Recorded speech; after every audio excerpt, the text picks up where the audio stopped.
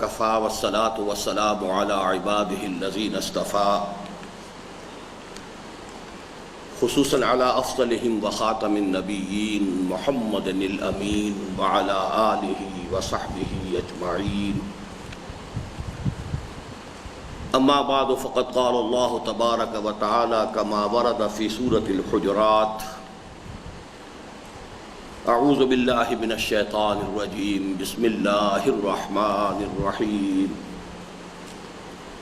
انما المؤمنون الذین آمنوا باللہ ورسولہ ثم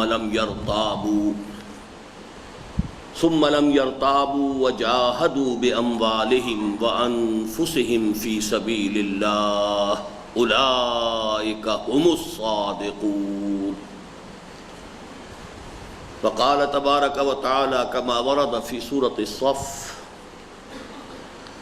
یا ایہا الذین آمنوا هل ادلکم علی تجارۃ تنجیکم من عذاب علیم تؤمنون باللہ ورسولہ وتجاہدون فی سبیل اللہ باموالکم وانفسکم ذالکم خیر لکم ان کنتم تعلمون. وقال عز وجل كما ورد في سورة توبة: قل إن كان آباؤكم وأبناؤكم وإخوانكم وأزواجكم وعشيرتكم وأموال اقترفتموها وتجارة تخشون كسادها ومساكن ترضونها احب الیکم من اللہ ورسولہ وجہاد فی سبیلہ فتربصوا حتی یأتی اللہ بامرہ واللہ لا یہدی القوم الفاسقین. وقال جل وعلا كما ورد في سورة الصف: ان اللہ یحب الذین یقاتلون فی سبیلہ صفا کأنہم بنیان مرصوص. صدق اللہ العظیم. وعن الحارث الاشعری رضی اللہ تعالی عنہ قال قال رسول اللہ صلی اللہ علیہ وسلم: انی آمرکم بخمس اللہ امرنی بہن بالجماعۃ والسمع والطاعۃ والہجرۃ والجہاد فی سبیل اللہ. رواہ الامام احمد والامام الترمذی رحمہم اللہ. وكان اصحاب النبي صلى الله عليه وسلم ينشدون في غزوة الأحزاب: نحن الذين بايعوا محمدا على الجهاد ما بقينا أبدا. رواه الإمام البخاري رحمه الله. رب اشرح لي صدري ويسر لي أمري واحلل عقدة من لساني يفقهوا قولي. اللہم ربنا الہمنا رشدنا واعذنا من شرور انفسنا. اللہم ارنا الحق حقا وارزقنا اتباعه وارنا الباطل باطلا وارزقنا اجتنابه. اللہم وفقنا لما تحب وترضى. اللہم وفقنا ان نجاہد فی سبیلک باموالنا وانفسنا. اللہم ارزقنا شہادتا فی سبیلک. آمین یا رب العالمین. معزز حاضرین اور محترم خواتین، آپ میں سے بہت سے حضرات اور خواتین کے علم میں ہے کہ میرا آج کا یہ خطاب در حقیقت ایک سالہ رجوع القرآن کورس جو اب اس سال اپنے اختتام کو پہنچ رہا ہے اسی کے سلسلے کی ایک کڑی ہے. موضوع کی اہمیت سے مناسب سمجھا گیا کہ اس موضوع پر جو گفتگو ہو اس کا اعلان عام ہو جائے تاکہ اور حضرات بھی اس سے استفادہ کرنا چاہیں تو تشریف لے آئیں. آج کی گفتگو کا موضوع آپ کے علم میں ہے کہ جہاد فی سبیل اللہ.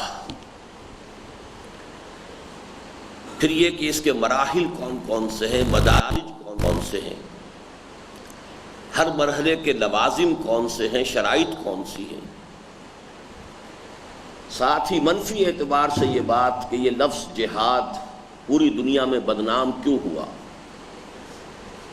اس میں سارا قصور غیروں کا ہے یا خود ہماری اپنی کوئی کوتاہی بھی اس میں کوئی دخل رکھتی ہے. خاص طور پر حال ہی میں ایک بہت اہم جہاد پوری دنیا میں جس کا شور اور ڈنکا بجا، جہاد افغانستان، جو اب لوگوں کی نگاہوں کے سامنے ہے کہ وہ جہاد فساد کی صورت اختیار کر گیا ہے۔ ایسا کیوں ہے؟ یہ بڑے بنیادی سوالات ہیں، اور یہ چونکہ دین کا ایک نہایت اہم اور بنیادی موضوع ہے، لہذا آج کی نشست میں کوشش ہوگی کہ اس کی جڑ بنیاد سے لے کر اس کے تکمیلی مراحل تک سارے مباحث کو ایک ہی مربوط گفتگو میں جمع کر لیا جائے۔ پہلا عنوان ہے کہ جہاد کی اسلام میں اہمیت کیا ہے، جہاد فی سبیل اللہ کا مقام و مرتبہ کیا ہے۔ میں نے جن آیات کے مبارکہ کی تلاوت کی ہے وہ سب اسی کے حوالے سے۔ سورہ حجرات کی آیت نمبر 15 سے معلوم ہوتا ہے کہ جہاد فی سبیل اللہ ایمان کا رکن رکین ہے۔ یہ لفظ ذرا وضاحت طلب ہے کہ رکن یا ارکان کے الفاظ ہم صرف اسلام کے ساتھ تو جانتے ہیں، معروف ہے یہ ارکان اسلام،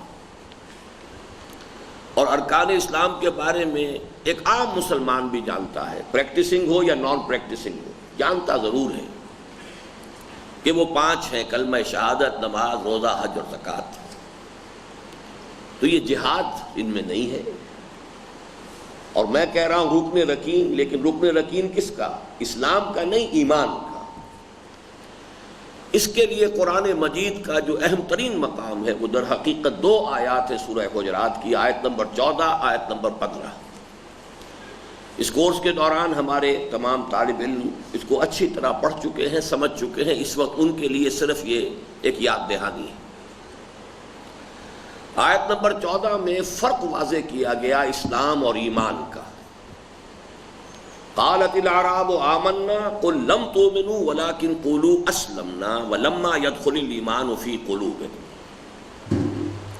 یہ بدو دعویٰ کر رہے ہیں کہ ہم ایمان لے آئے، اے نبی ان سے فرما دیجئے کہ تم ایمان ہرگز نہیں لائے ہو، یوں کہو کہ ہم مسلمان ہو گئے ہیں، ہم نے اطاعت قبول کر لی۔ یہ سٹیٹمنٹ اپنی جگہ مکمل ہے، لیکن مبادا کوئی تعویل کر لی جائے، کلام الہی ان تمام امکانات کا سدباب کر دیتا ہے۔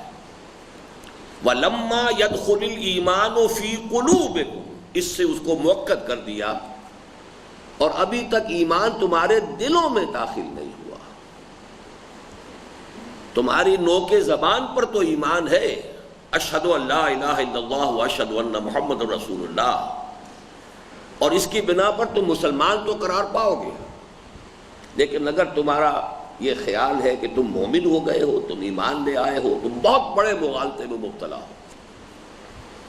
قالت الاعراب آمنا قل لم تؤمنوا، عربی زبان میں ماضی میں اگر نفی کرنی ہو تو ما آمنتم بھی کہا جا سکتا تھا، لیکن لم تؤمنوا میں تاکید ہوتی ہے، اس کے لیے ہم اگر اضافہ کریں گے تم ہرگز ایمان نہیں لائے، اس مغالطے سے اپنے آپ کو نکال لو۔ وَلَٰكِنْ قُولُوا أَسْلَمْنَا، بلکہ تم یہ کہہ سکتے ہو، تم یوں کہو کہ ہم اسلام لے آئے، ہم نے اطاعت قبول کر لی۔ وَلَمَّا يَدْخُلِ الْإِيمَانُ فِي قُلُوبِكُمْ، یہ لما پھر لم اور ما سے مل کر بنا ہے، پھر تاکید ہے، تاحال ہرگز داخل نہیں ہوا ایمان تمہارے دلوں میں۔ اس آیت نے واضح کر دیا کہ ایمان کسی اور شے کا نام ہے، اسلام کوئی اور شے ہے۔ اس کانٹیکسٹ میں اگلی آیت آ رہی ہے، اور بڑا اس کا منطقی ربط ہے کہ پھر ہمیں بتایا جائے ایمان کسے کہتے ہیں۔ کوئی معیار اس کا ہے، کوئی کرائیٹیریا ہے جن کو ہم فلفل کریں تو ہم مومن اپنے آپ کو کہنے کے حقدار بن جائیں۔ بڑے منطقی، انما المؤمنون الذین آمنوا باللہ ورسولہ ثم لم یرتابوا وجاہدوا باموالہم وانفسہم فی سبیل اللہ اولئک ھم الصادقون۔ اس آیہ مبارکہ کے بارے میں یہ کہتا ہوں کہ ایک مومن کی ڈیفینیشن، تعریف، اور تعریف بھی جو جامع و مانع تعریف ہو، قرآن مجید میں ایک آیت میں دیکھنی ہو تو وہ صرف یہ آیت ہے۔ اس کی وجہ یہ ہے کہ اس کے ابتدا میں بھی اسلوب حصر ہے، انما، اختتام پر پھر اسلوب حصر ہے، اولئک هم الصادقون، اور اس کے مابین دو ارکان بیان کیے گئے ایمان حقیقی کے، انما المؤمنون الذین آمنوا باللہ ورسولہ ثم لم یرتابوا، واحد مقام ہے جہاں قرآن مجید میں ایمان کے بعد اس لفظ کا اضافہ ہوا ہے۔ مومن حقیقی تو صرف وہ لوگ ہیں جو ایمان لائے اللہ پر، اس کے رسول پر، پھر شک میں ہرگز نہیں پڑے، لم یرتابوا، ریب سے، وجاہدوا باموالہم وانفسہم فی سبیل اللہ، اور انہوں نے جہاد کیا اللہ کی راہ میں اپنی جانوں سے اور اپنے اموال سے، اولئک هم الصادقون، صرف یہ لوگ سچے ہیں، یعنی دعوی ایمان اگر یہ کریں تو انہیں حق پہنچتا ہے، یہ صادق الایمان ہے۔ اب اس کو یوں سمجھیے کہ یہ اسلام کے 5 ارکان تھے، کلمہ شہادت، نماز، روزہ، حج اور زکوٰۃ، بنی الاسلام علی 5، شہادت اللہ الہ الا اللہ وان محمد رسول اللہ، واقام الصلاۃ وایتاء الزکوٰۃ وصوم رمضان وحج البیت من استطاع الیہ سبیلا، متفق علیہ، عن عبداللہ ابن عمر رضی اللہ عنہ۔ یہ 5 ارکان ہیں، اس میں 2 کا اضافہ کیجئے، ادھر ایمان کا دوسرا جز یقین قلبی، تصدیق قلبی، اقرار باللسان تو شہادت ہے، وہ تو اسلام کے 5 ارکان کے اندر پہلا ہے، یقین قلبی، تصدیق قلبی، یہ اس کا ایڈیشنل، اب یہاں پر ایک پہلو ادھر آ گیا، ادھر ایڈیشنل آ گیا جہاد فی سبیل اللہ۔ گویا کہ ایمان کے اگر ہم اسی طریقے سے ارکان گننا چاہیں گے تو پھر وہ 7 بن جائیں گے، 2 ایمان سے متعلق، ایمان کا اظہار شہادت، تصدیق قلبی، دل میں یقین، 4 عبادات، نماز، روزہ، حج، زکوٰۃ، and on top of that جہاد فی سبیل اللہ۔ بہرحال اس آیہ مبارکہ سے معلوم ہوا کہ ایمان کی تعریف کا جزو لازم جہاد فی سبیل اللہ ہے۔ اچھا، اب آپ کو معلوم ہے کہ آخرت کا معاملہ ایمان ہی کی بنیاد پر ہے، اخروی نجات۔ اسلام کا اعتبار تو اس دنیا میں ہے، میں آپ کو مسلمان سمجھتا ہوں، آپ مجھے مسلمان سمجھتے ہیں، میں اپنی بیٹی کا نکاح کسی مسلمان ہی سے کر سکتا ہوں۔ آج کے نان پریکٹسنگ جو ممالک ہیں اسلام کے، اسلامی نظام نہیں ہے، پھر بھی وہ کم سے کم یہ لکھ دیں گے کہ یہاں کا صدر جو ہے وہ صرف مسلمان ہی ہو سکتا ہے، کم سے کم یہ چیزیں تو لکھی بھی ہوتی ہیں۔ جیسے سیکولر ممالک میں بھی یہ لکھ دیا جاتا ہے، جو بھی عیسائی اکثریت کے، کہ یہاں کا صدر یہ جو ہے وہ عیسائی ہوگا، بس۔ تو بڑی قانونی بات ہے کہ کون مسلمان ہے کون نہیں ہے، اس کا تعلق جو ہے یقین قلبی کے ساتھ ہو ہی نہیں سکتا، اس لیے کہ وہ ویریفائی کیا ہی نہیں جا سکتا۔ لہذا اسلام کا تعلق شہادت، نماز، روزہ، حج، زکوٰۃ، 4 چیزیں، 5 چیزیں ظاہری ہیں، تصدیق ہو سکتی ہے، توثیق ہو سکتی ہے، ویریفائبل ہے، لیکن یہ کہ آخرت کا نجات کا معاملہ ایمان کم ہو، تھوڑا ہو، ذرے کے برابر ہو، تصدیق بالقلب والا ایمان، اس تصدیق بالقلب والے ایمان کے یہ 2 اجزاء لازمی آ گئے، یقین دل میں، جہاد عمل میں۔ یہ ہے اہمیت۔ اس معاملے میں یہ بھی عرض کر دوں کہ ہمارے اس دور میں، چونکہ بعد میں آپ کو بتاؤں گا کہ بہت طویل انحطاط کی وجہ سے جہاد کا کانسیپٹ ہمارے ذہنوں سے اوجھل ہو گیا تھا، اب جب اس کی طرف توجہ منعطف ہوئی کچھ حضرات کی، تو انہوں نے اپنے جوش میں اور خلوص میں جہاد کو بھی رکن اسلام قرار دے دیا۔ یہ زیادتی ہے۔ اسلام کے ارکان وہی 5 ہوں گے جو محمد رسول اللہ صلی اللہ علیہ وسلم نے بیان کر دیے، بنی الاسلام علی 5، اس میں اضافہ ہم نہیں کر سکتے۔ لیکن جہاد فی سبیل اللہ ایمان حقیقی کا رکن رکین ہے۔ یعنی کیا معنی؟ ایمان ہوگا تو جہاد لازماً ہوگا، جہاد نہیں ہے تو ایمان نہیں۔ اب اگلے 2 آیتیں دیکھیے سورہ صف کی، اور اس میں ربط کیا ہے؟ میں نے کہا کہ ایمان حقیقی پر نجات اخروی ہے، جہنم سے چھٹکارا ملے گا ایمان حقیقی کی بنیاد پر۔ اس کو سورہ صف کی آیات نمبر 10 اور 11 نے واضح کر دیا. یا ایھا الذین آمنوا هل ادلکم علی تجارۃ تنجیکم من عذاب علیم. اہل ایمان کیا ہم تمہاری رہنمائی کریں اس تجارت کی طرف جو تمہیں دردناک عذاب سے نجات دے دے؟ کیا معنی ہوئے؟ اگر یہ تجارت نہیں کرو گے تو دردناک عذاب سے چھٹکارا پانے کی امید موہوم ہے. یہ پھر امانی کے ذیل میں آئے گی. تلک امانیہم قل ہاتوا برہانکم ان کنتم صادقین. اس لیے کہ اگر صورت کچھ اور ہو تو پھر یہ سوال محمل ہو جائے گا, یہ کلام محمل ہو جائے گا.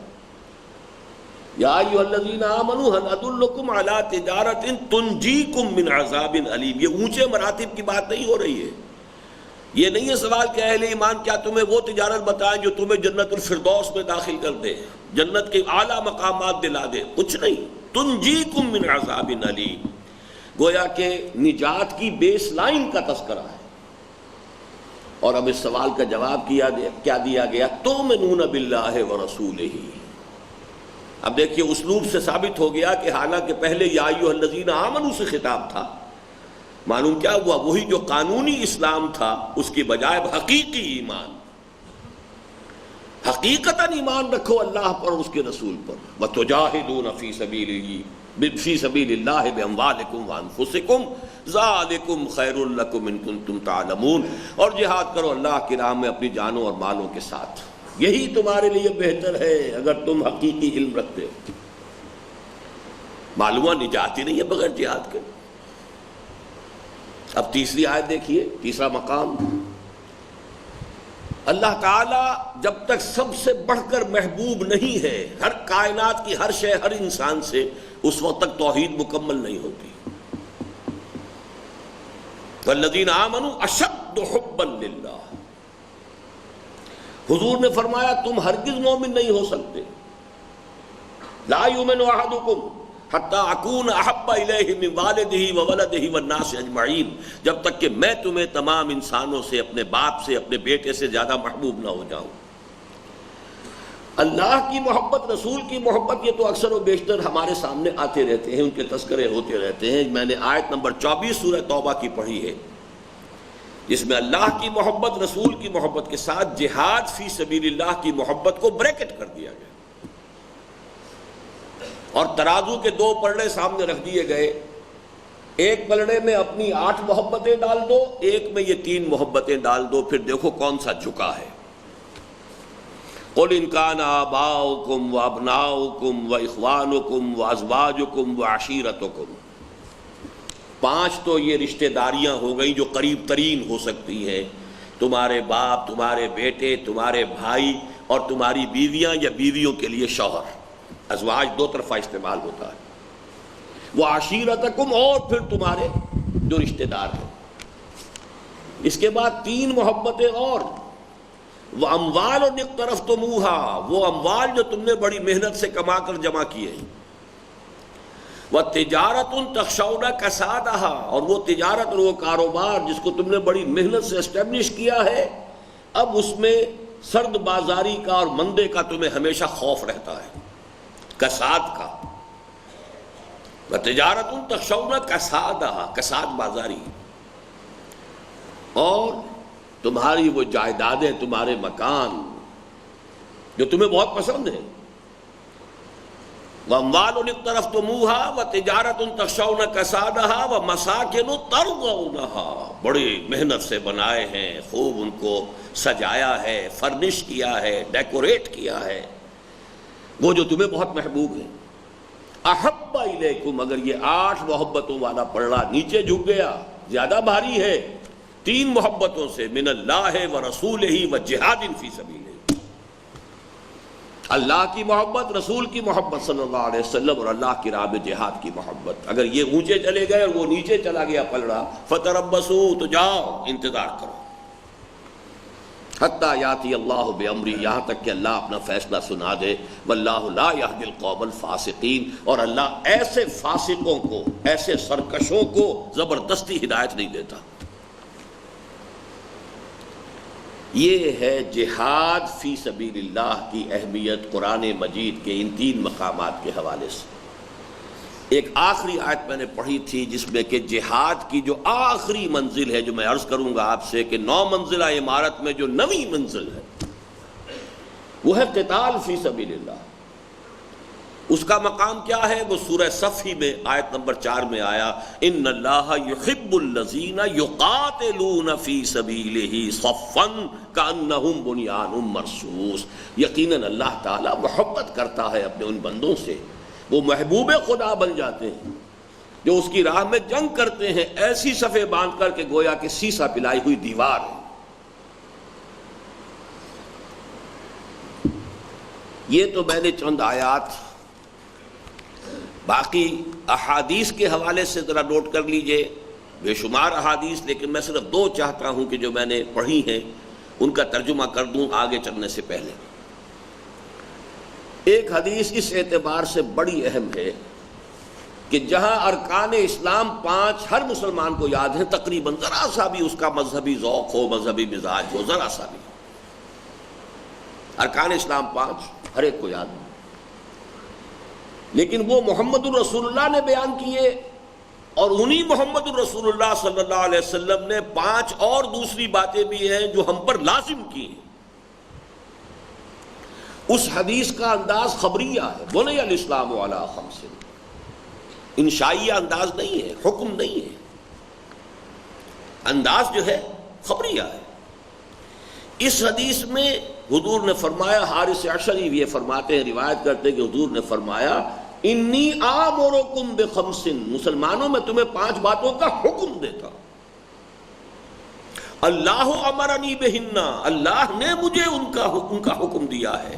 ویسے تو حضور کا اپنا حکم بھی ہمارے لیے واجب الاطاعت، واجب التسلیم، لیکن مزید تاکید کے لیے فرمایا کہ میں اپنی طرف سے نہیں کہہ رہا، یہ اللہ نے مجھے حکم دیا ہے، بالجماعت والسمع والطاعت والہجرت والجہاد فی سبیل اللہ۔ التزام جماعت، امیر کا حکم سننا، اس کی اطاعت کرنا، ہجرت کرنا، جہاد کرنا۔ یہ امام ترمذی اور امام احمد ابن حنبل رحمہم اللہ دونوں نے اس حدیث کو روایت کیا ہے۔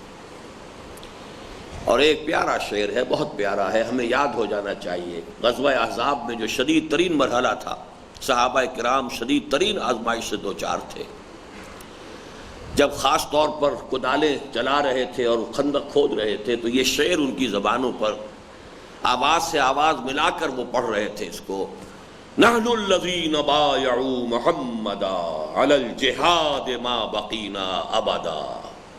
ہم وہ لوگ ہیں جنہوں نے محمد سے صلی اللہ علیہ وسلم جہاد کی بیعت کی ہے، اور اب یہ جہاد جاری رہے گا جب تک تن میں جان ہے، جب تک ہم باقی ہیں، جب تک کہ زندگی ہے، یہ جاری رہے گا۔ اور یہ حدیث بخاری کی ہے۔ تو پہلی بحث میری ختم ہوئی کہ جہاد فی سبیل اللہ کی اہمیت کیا ہے از روئے قرآن و حدیث۔ لیکن اب دیکھیے دوسری بحث یہ ہے کہ اس میں کیا کیا مغالطے پیدا ہو گئے۔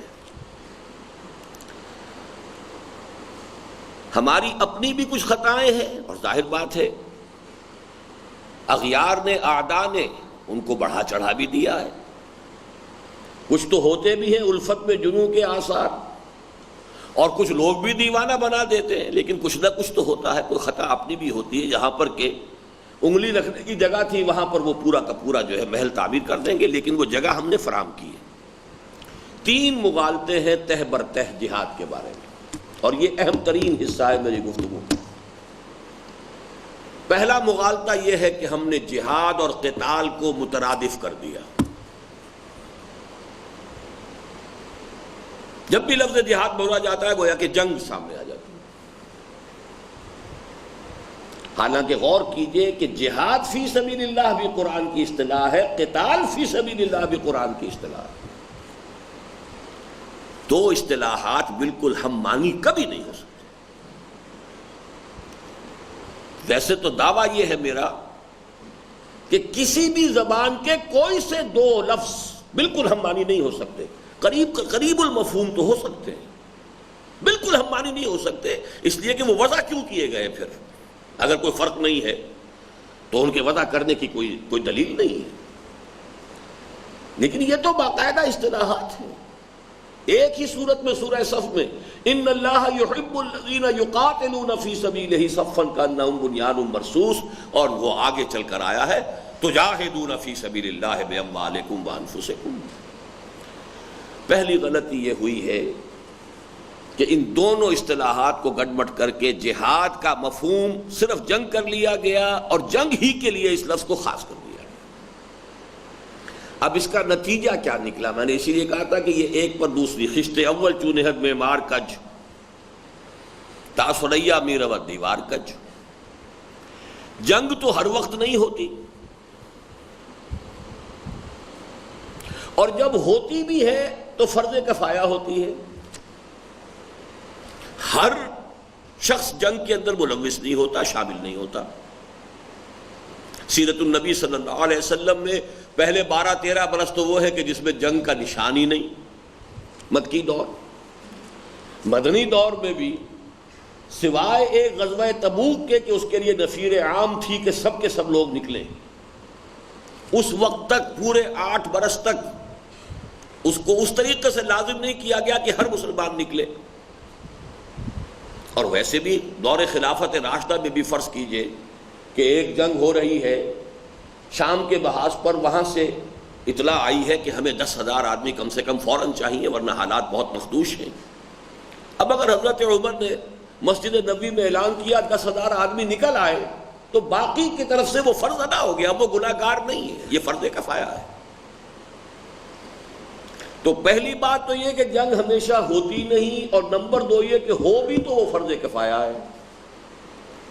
نتیجہ یہ ہوا کہ جہاد فی سبیل اللہ ہمارے فرائض کی فہرست سے ختم ہو گیا،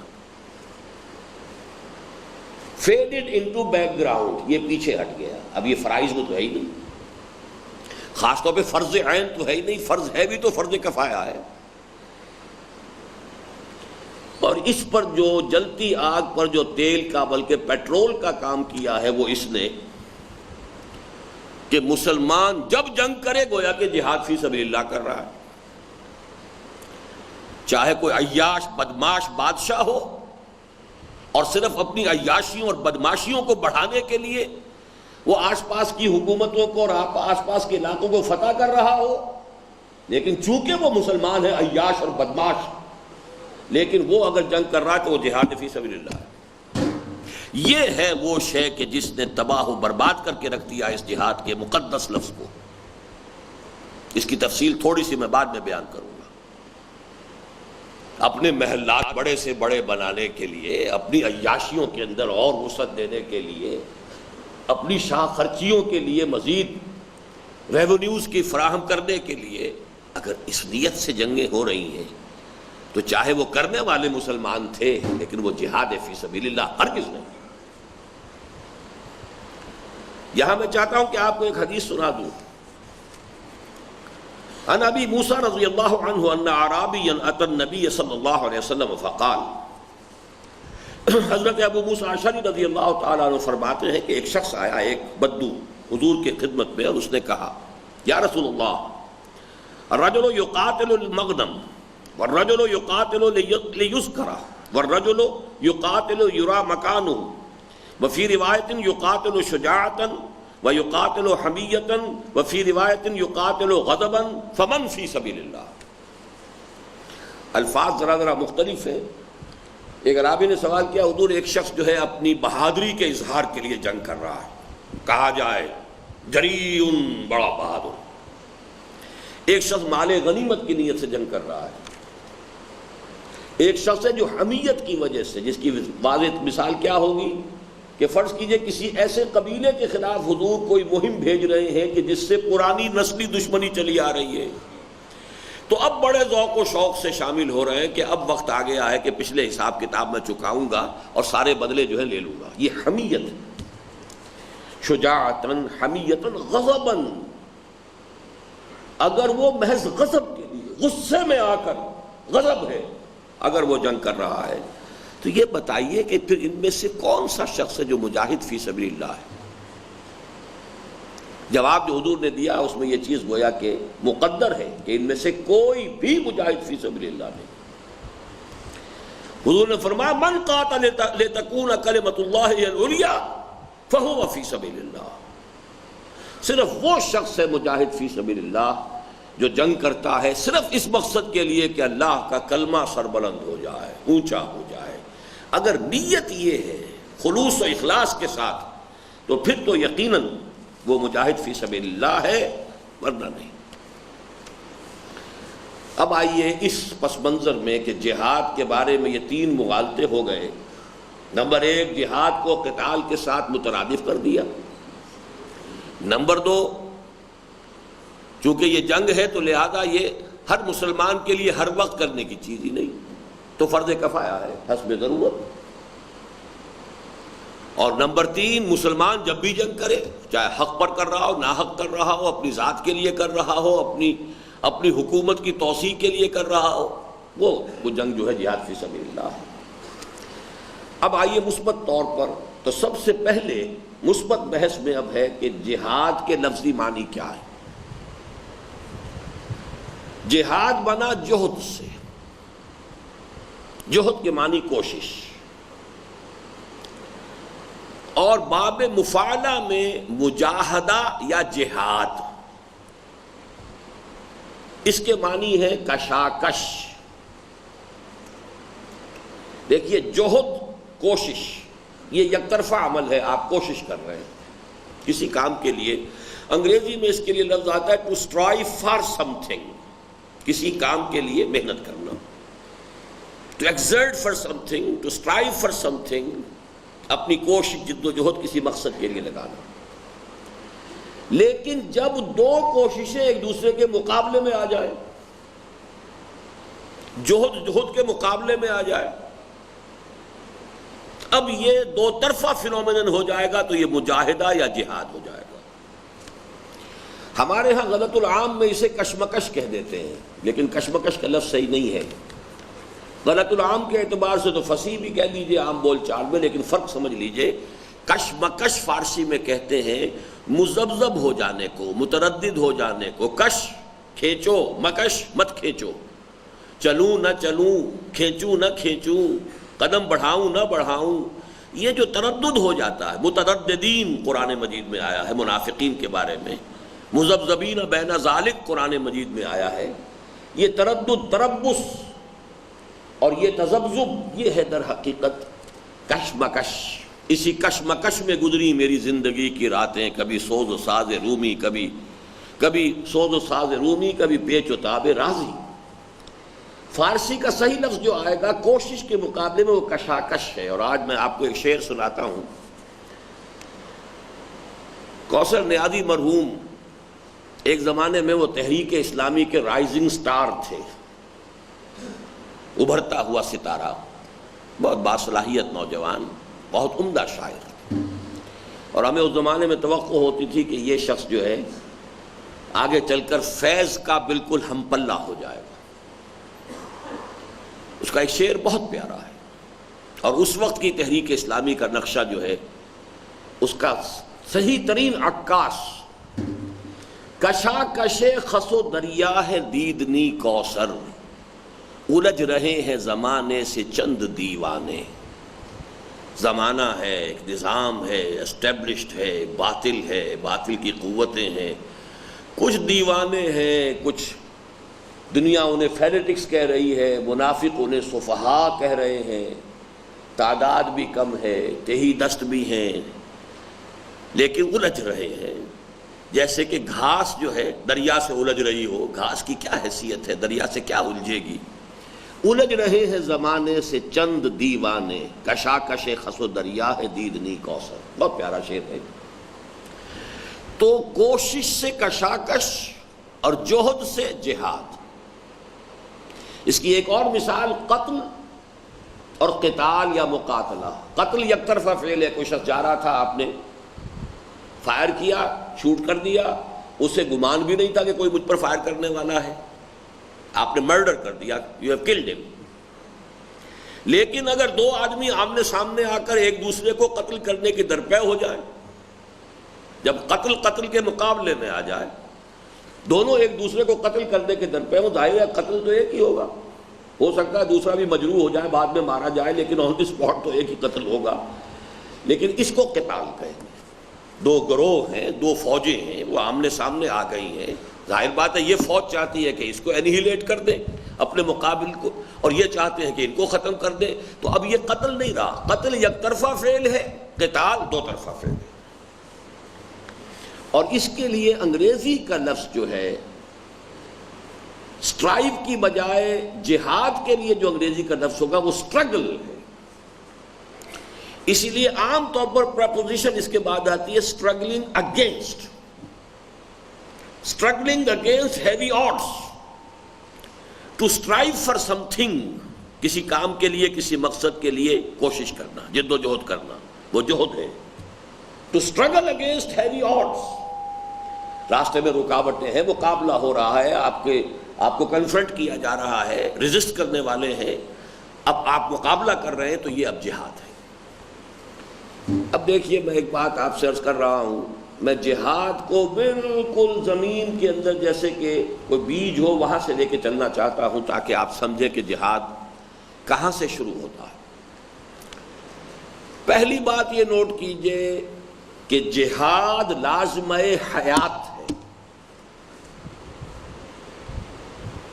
ہر لیونگ آرگنزم، کیڑا ہو، چھوٹی سی چھوٹی چیز ہو، بڑی سی بڑی چیز ہو، حیات اگر ہے تو جہاد لازم ہے۔ کیا معنی؟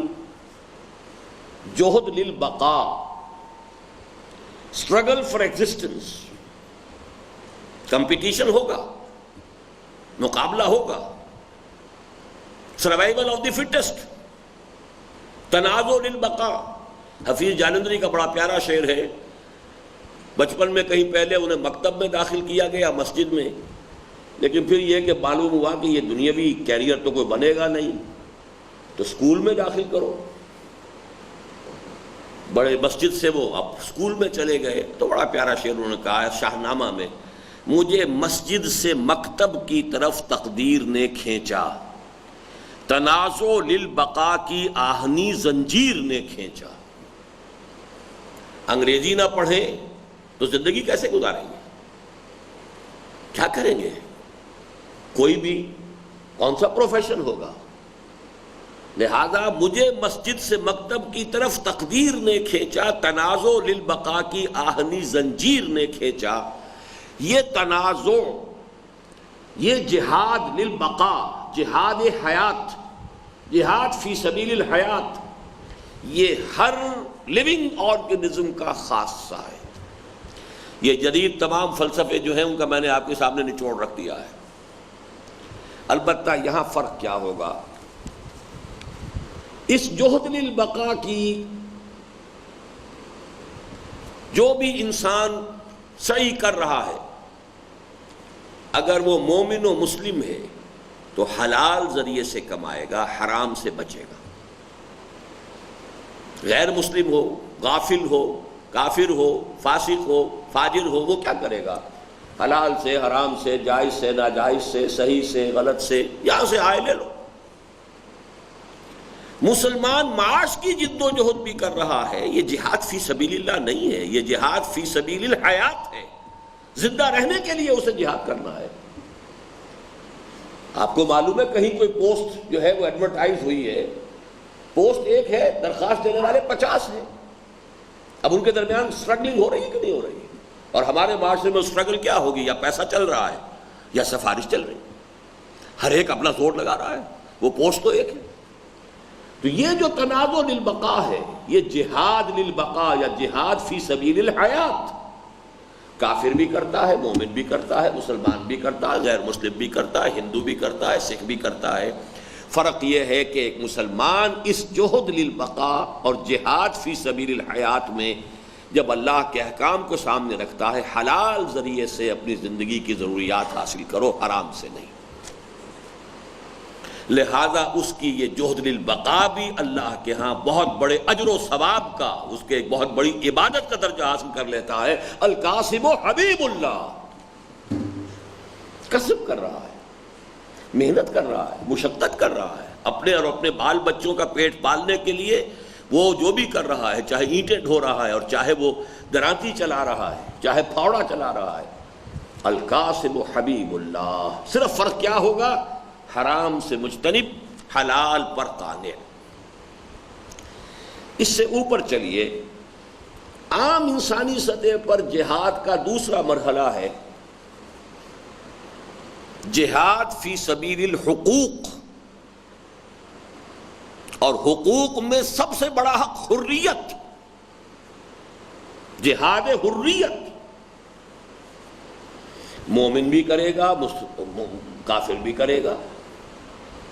یہ جو یورپین کولونیلزم تھا اس سے نجات پانے کے لیے ہندوؤں نے بھی جد و جہد کی، انگریز سے آزادی حاصل کرنے کے لیے مسلمانوں نے بھی جد و جہد کی، عیسائی ممالک جو ہیں افریقہ کے انہوں نے بھی جد و جہد کی، حالانکہ وہ تو ایک مذہب تھا، ان کے بھی مذہب وہی تھا اکثریت کا کہ جو ان کے اوپر حکومت کرنے والوں کا مذہب تھا، لیکن غلامی کیوں؟ ہمارا حق ہے، سیلف ڈٹرمینیشن، ہمارا فریڈم، ہمارا حق ہے۔ حقوق کے لیے جد و جہد کرنا، جہاد فی سبیل الحقوق، جہاد فی سبیل الحریہ، دی فریڈم اسٹرگل۔ یہاں پھر وہی فرق ہوگا کہ جب مسلمان یہ کرے گا تو اس کا اجر و ثواب پائے گا، بشرطے کہ اسلام کے اوامر و نواہی کا پابند ہو۔ یہاں بھی اگر اس نے وہ شریعت کے جو حدود و قیود ہیں ان کو نظر انداز کر دیا تو پھر وہ بات ختم ہو جائے۔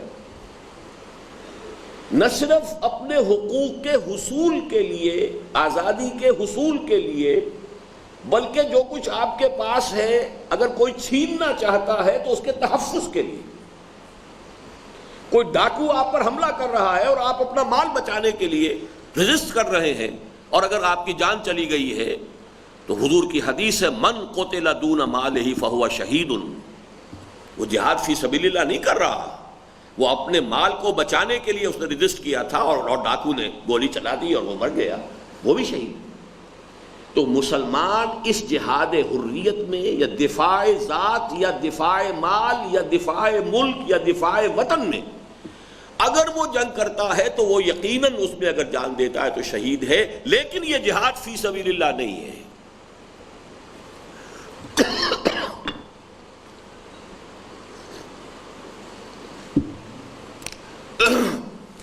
ظلم یہ ہے کہ کسی شے کو اس کی جگہ سے ہٹا کر کہیں رکھ دیا جائے، اور حق یہ ہے کہ جو ہے جس کا حق اس کو دیا جائے۔ یہ بھی نہیں ہے کہ وہ کام غلط ہے، جہاد حریت نہایت اہم کام ہے، آزادی کا حصول لحاظ ضروری ہے، اس کے لیے جان چلی جائے تو جان دینی ہے، لیکن جہاد فی سبیل اللہ کے ساتھ کنفیوز نہ کیجیے۔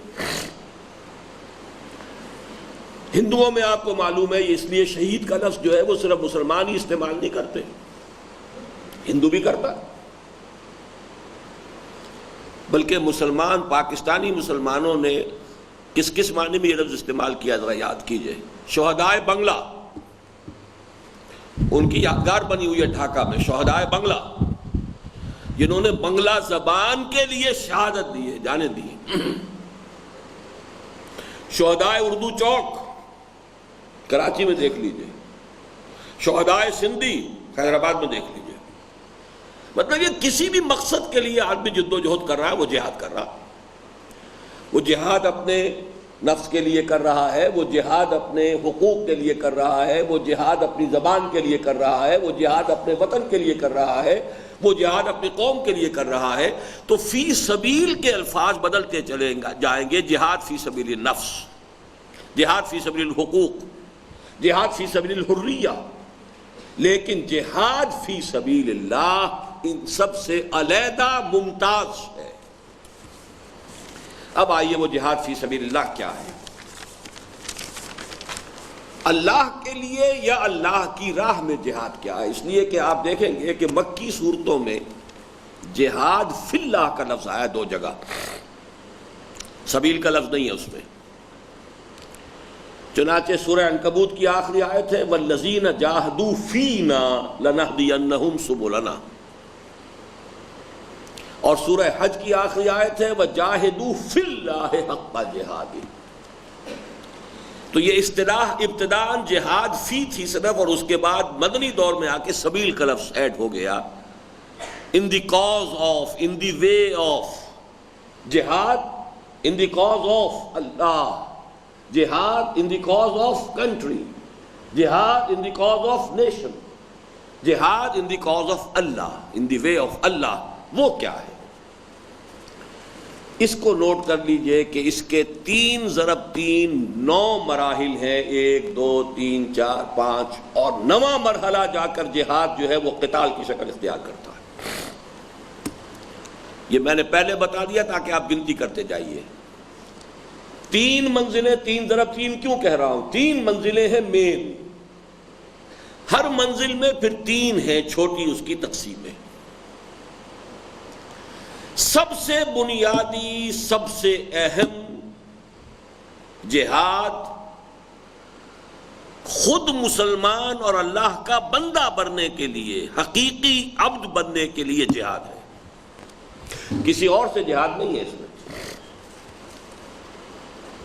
اس جہاد کے 3 جو ہیں سب سٹیجز کہہ لیجئے انہیں۔ جہاد خلاف النفس، چنانچہ بڑی پیاری حدیثیں ہیں، حضور سے پوچھا گیا ای الجہاد افضل یا رسول اللہ، اے اللہ کے رسول یہ بتائیے سب سے افضل جہاد کون سا ہے؟ فرمایا ان تجاہد نفسک فی طاعت اللہ، سب سے افضل جہاد یہ کہ اپنے نفس کے خلاف جہاد کرو، اسے اللہ کا مطیع بناؤ۔ ایک اور حدیث میں اسے یونیورسل ایک فیکٹ کی حیثیت سے بیان کیا گیا، ایک ڈیفینیشن کے انداز میں، المجاہد من جاہد نفسہ، اصل مجاہد تو وہ ہے جو اپنے نفس سے جہاد کر سکے۔ اس لیے کہ انسان میں ہے یہ اڈ یا لیبیڈو، جس کو فرائیڈ نے کہا ہے، آپ اینیمل انسٹنکٹس کہیے اس کو، شہوت کا جذبہ ابھرا ہے، وہ تو اپنی تسکین چاہتا ہے، اسے اس سے غرض نہیں ہے کہ حلال سے یا حرام سے۔ اگر آپ نے اس کا کہنا مانا ہے تو در حقیقت آپ بندہ نفس ہیں، اور اگر آپ نے اس کی لگامیں کھینچنی ہے، اما من خاف مقام ربہ ونہى النفس عن الہوى، تو یہ جہاد آپ نے اپنے نفس کے منہ زور گھوڑے کو اگر اس کی لگام کھینچ لی ہے، یہ جہاد ہے نفس کے خلاف، اور اس کو حضور نے کہا افضل الجہاد۔ یا میں 2 الفاظ کا ذرا فرق واضح کر دوں، ایک افضل، ایک اعلیٰ۔ 3 منزلیں اگر ہے کسی عمارت کی تو بلند ترین منزل کون سی ہے؟ تیسری۔ اہم ترین منزل کون سی ہے؟ پہلی۔ پہلی ہوگی تو دوسری بنے گی، دوسری ہوگی تو تیسری بنے گی۔ اہم ترین پہلی منزل، بلند ترین تیسری منزل۔ اعلیٰ جہاد وہ قتال فی سبیل اللہ، ان اللہ یحب الذین یقاتلون فی سبیلہ صفا کانہم بنیان مرصوص، اور افضل جہاد اپنے نفس کے خلاف جہاد، المجاہد من جاہد نفسہ۔ اس سے آگے چلیے، اس نفس میں پھونکے مارنے والا، اس نفس کو مشتعل کرنے والا، برائی کو مزین کر کے دکھانے والا، بدی کی طرف ترغیب کو شدت دینے والا کون ہے؟ خارج میں ابلیس لعین اور اس کی ذریت صلبی، شیاطین جن۔ یہ میں خاص طور پر آج اس لیے کہہ رہا ہوں کہ بدقسمتی سے جو جدید سائنٹیفک ریشنلزم ہے، اس میں چونکہ ان چیزوں کی اہمیت بہت کم ہو گئی ہے۔ جنات کا وجود، اچھا بھائی ہوگا کوئی جنات کا وجود، کوئی کیا اہم کیا بات ہے؟ سر سید نے تو یہی کہہ دیا تھا جنات کچھ نہیں ہے، علیحدہ نہیں ہے، بلکہ وہ تو انسانوں میں سے مشتعل مزاج جو ہیں، جو بڑے اسی لیے کہہ دیتے ہیں کہ وہ آگ بگولا ہو گیا، ایک شخص مشتعل مزاج ہے، آگ بگولا ہو گیا، تو یہ استعارہ ہے، اسی معنی میں انہیں کہہ دیا گیا وہ آگ سے پیدا کیے گئے، کوئی علیحدہ مخلوق نہیں۔ جب جن کا انکار ہو گیا تو وہ جنوں کا جو سب سے بڑا گرو تھا، جس کو بارے میں قرآن کہتا ہے ان الشیطان لکم عدوا فاتخذوہ عدوا، اے انسانوں، شیطان تمہارا دشمن ہے، اسے دشمن سمجھو۔ سورہ کہف میں فرمایا افتتخذونہ وذریتہ اولیاء من دونی وہم لکم عدو بئس للظالمین بدلا، کیا تم نے اس کو، مجھے چھوڑ کر اس شیطان اور اس کی ذریت کو اپنا دوست بنا لیا ہے، حالانکہ وہ تمہارا دشمن ہے۔ 7 مقامات پر قرآن مجید میں یہ آدم و ابلیس کا واقعہ آیا ہے۔ سورہ بقرہ، سورہ اعراف، سورہ حجر، سورہ بنی اسرائیل، سورہ کہف، سورہ طٰہٰ، سورہ صاد، 7 جگہ۔ کیوں؟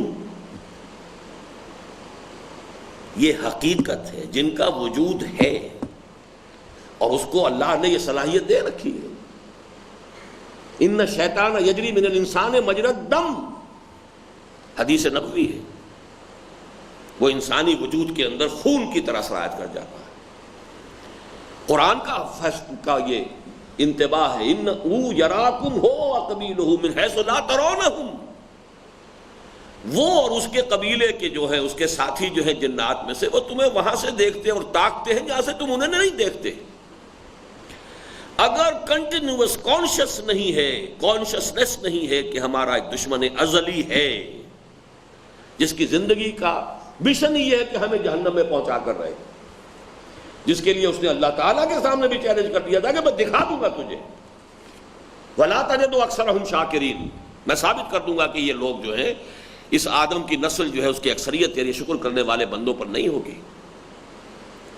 یہ جنگ ہے جو ابلیس کے خلاف اگر آدمی نہ کرے، اور واقعہ یہ ہے کہ خود مسلمانوں کے جدید تعلیم یافتہ طبقے کے ہاں سے تو یہ بات ہی سرے سے نکل چکی ہے کہ ابلیس بھی کسی شے کا، کسی شخص کا نام ہے، شخصیت کا نام ہے، اور یہ کہ جنات ہیں، شیاطین الجن بھی ہیں، شیاطین الانس بھی ہیں، جو مرید ہو جاتے ہیں شیاطین جن کے اور ابلیس لعین کے، وہ گویا کہ شیاطین انس ہے۔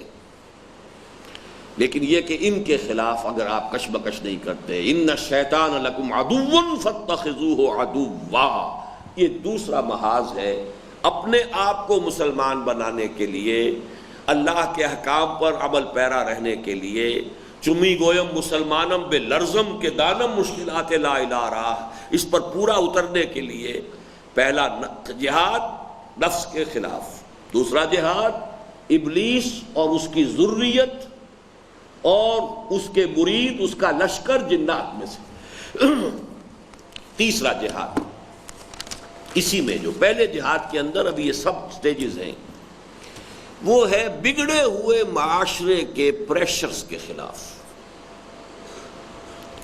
ہم ایک معاشرے میں رہتے ہیں، معاشرے کا رجحان ہے، اس میں کچھ چیزوں کا چلن ہو گیا ہے، کچھ چیزوں کا رواج ہو گیا ہے، برادری ہے، اس کی کچھ رسمیں ہیں، اس کی کچھ ریتیں ہیں، اس کی کچھ روایتیں ہیں، یہ ساری چیزیں آپ کو دھکیلتی ہیں۔ معاشرے میں عزت کا معیار صرف پیسہ رہ گیا ہے، یہ چیز آپ کو دھکیلتی ہے کہ آپ پیسہ حاصل کیجئے، حلال سے یا حرام سے، بائی ہک اور بائی کروک، اس لیے کہ عزت کی بنیاد ہی صرف پیسہ ہے۔ یہ بگڑا ہوا معاشرہ جو ہے، یہ آپ کو اللہ کے راستے کے خلاف سمت میں دھکیلتا ہے، بالکل ایسے کہ جیسے کوئی موب ہے کہیں پر، اور آپ اگر تو اس کے ساتھ ساتھ چلنا چاہتے ہیں اسی کے رخ پر، تو آپ کو کوئی تکلیف نہیں، وہ تو خود ہی دھکا دے کے آپ کو لے جائے گا۔ لیکن اگر کہیں آپ اس کے مخالف رخ پر چلنا چاہیں تو بہت سٹرگل کرنے پڑتی ہے۔ موب ادھر جا رہا ہے، آپ ادھر جانا چاہتے ہیں تو بڑی شدید کشاکش ہوگی۔ خوب یہ بھی ہو سکتا ہے کہ آپ 2 قدم آگے چلیں اور کوئی ریلا آئے اور وہ آپ کو 10 قدم پیچھے لے جائے۔ لیکن اگر یہ آپ کی کوشش، یہ سعی و جہد جاری رہتی ہے تو عند اللہ آپ کامیاب ہو جائیں۔ ہار نہ مانے انسان، مقابلہ تو دل ناتواں نے خوب کیا، شکست و فتح نصیبوں سے ہے ونے امیر، مقابلہ تو دل ناتواں نے خوب کیا، کنٹینیوس اسٹرگل۔ اسی لیے کہا گیا ہے نا کہ 2 رویے ہو سکتے ہیں، زمانہ بات تو نہ سازد تو با زمانہ بے ساز، زمانہ تمہارے ساتھ سازگاری نہیں کر رہا، بھائی تو تمہیں تکلیف ہے تو تم زمانے کے ساتھ سازگاری اختیار کر لو، تکلیف ختم ہو جائے گی. فرکشن ول ڈس اپیئر، کوئی رگڑ نہیں لگے گی، کوئی فرکشن نہیں ہوگی. جو زمانے کا رنگ ہے اختیار کر لو، جو چلن ہے وہ اختیار کر لو، جو ریت ہے جو رسمیں ہیں انہی کو اختیار کر لو، جو بھی اس کی ویلیوز ہیں انہی کو تم بھی اختیار کر لو. کوئی فرکشن نہیں، کوئی تصادم نہیں. لیکن یہ کہ اصول اگر کسی شخص کا ہے تو زمانہ باتنا سعادت تو با زمانہ ستیز. زمانہ تمہارے ساتھ اگر سازگاری اختیار نہیں کر رہا تو تم زمانے سے جنگ کرو، لڑو. یہ جنگ کبھی یہ والدین سے ہو جاتی ہے. بوڑھی ماں ہے جو مرن برت رکھ کر لیٹ گئی ہے حضرت سعد بن ابی وقاص رضی اللہ تعالیٰ عنہ کے لیے آزمائش پیدا کرنے کے لیے. یا تو سعد واپس آئے اپنے مشرک باپ کے دین میں، ورنہ میں نہ کچھ کھاؤں گی نہ پیوں گی، میں اپنی جان دے دوں. کتنی بڑی آزمائش. وَإِن جَاهَدَاكَ عَلَىٰ أَن تُشْرِكَ بِي مَا لَيْسَ لَكَ بِهِ عِلْمٌ فَلَا تُطِعْهُمَا. تمہارے اپنے والدین اگر تمہیں حکم دے شرک کا تو تم ان کا حکم نہ مانو. تصادم تو ہو رہا. گھر سے باہر نکال دیا ہے آزر نے حضرت ابراہیم کو. وَهْجُرْنِي مَلِيًّا، بعد نہیں آؤ گے لَأَرْجُمَنَّكَ، میں تمہیں سنسار کر دوں گا. وَهْجُرْنِي مَلِيًّا، نکل جاؤ میری نگاہوں کے سامنے سے دور ہو جاؤ. اور وہ اللہ کا بندہ کہتا ہوا رخصت ہو جاتا ہے. قال سلام علیک ساستغفر لک ربی انہ کان بی حفیہ. یہ تصادم، ماحول کا دباؤ. تو 3 جہاد کریں گے تو آپ خود اللہ کے بندے بن سکیں گے. چمی گویم مسلمانم بلرزم کہ دانم مشکلات لا ارادہ. نفس کے خلاف جہاد، شیطان لعین، ابلیس لعین اور شیاطین جن جو ہمیں وہاں سے تاکتے ہیں جہاں سے ہم انہیں نہیں دیکھ سکتے، جن کا حال یہ ہے کہ وہ ہمارے وجود میں بھی سرایت کر سکتے ہیں. ان الشیطان یجری من الانسان مجری الدم. ان کے خلاف جہاد. اور نمبر 3 بگڑے ہوئے معاشرے کے سوشل پریشرز کے خلاف جہاد. 3 سب سٹیجز ہیں ایک جہاد کی. اب آئیے دوسرا جہاد، غلط نظریات کے خلاف جہاد. اب یہ جہاد انسان کی زندگی سے نکل کر باہر آ رہا ہے.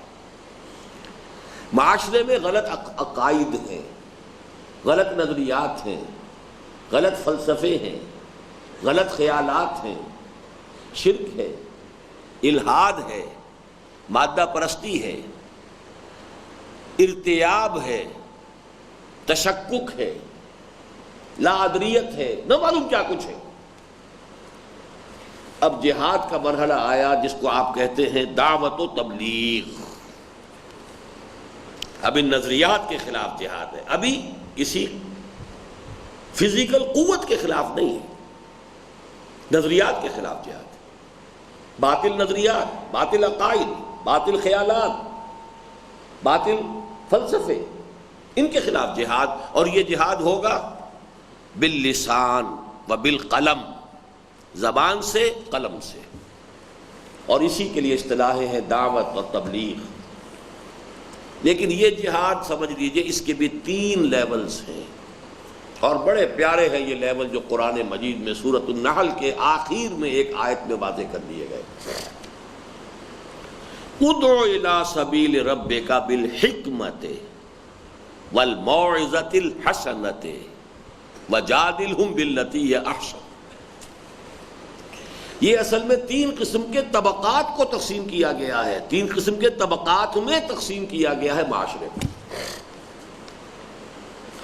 معاشرے کی ایک سطح وہ ہے جسے آپ انٹلیکچوئلز کہتے ہیں، ذہین، فطین. وہ کسی بات کو قبول کرتے ہیں تو پہلے عقل کی کسوٹی پر پرکھتے ہیں، تب مانتے ہیں. محض جذباتی اپیل سے متاثر نہیں ہوتے. جذباتی اپیل آپ کریں گے وہ مسکرا کر خاموش ہو جائیں گے، ٹھیک، جب تک کہ آپ ان کے ذہن کو اپیل نہ کر سکیں، ان کے انٹلیکٹ کو جب تک کہ اپیل نہیں کر سکیں گے. ان کے لیے ضرورت ہے دعوت بالحکمہ. اسے میں حیران ہوتا ہوں، بہت سے لوگوں نے اسے حکمت عملی سمجھ لیا ہے، دعوت اور تبلیغ کے حکیمانہ طریقے. بالکل غلط بات ہے. یہاں حکمہ وہ شے ہے وَمَنْ يُؤْتَ الْحِكْمَةَ فَقَدْ أُوتِيَ خَيْرًا كَثِيرًا. حکمت وہ ہے کہ جو حضور کی دعوت و تبلیغ اور تعلیم میں، تربیت میں سب سے اونچے مقام پر ہے. یتلو علیہم آیاتہ ویزکیہم ویعلمہم الکتاب والحکمہ. دانائی، بات دلیل سے، برہان سے.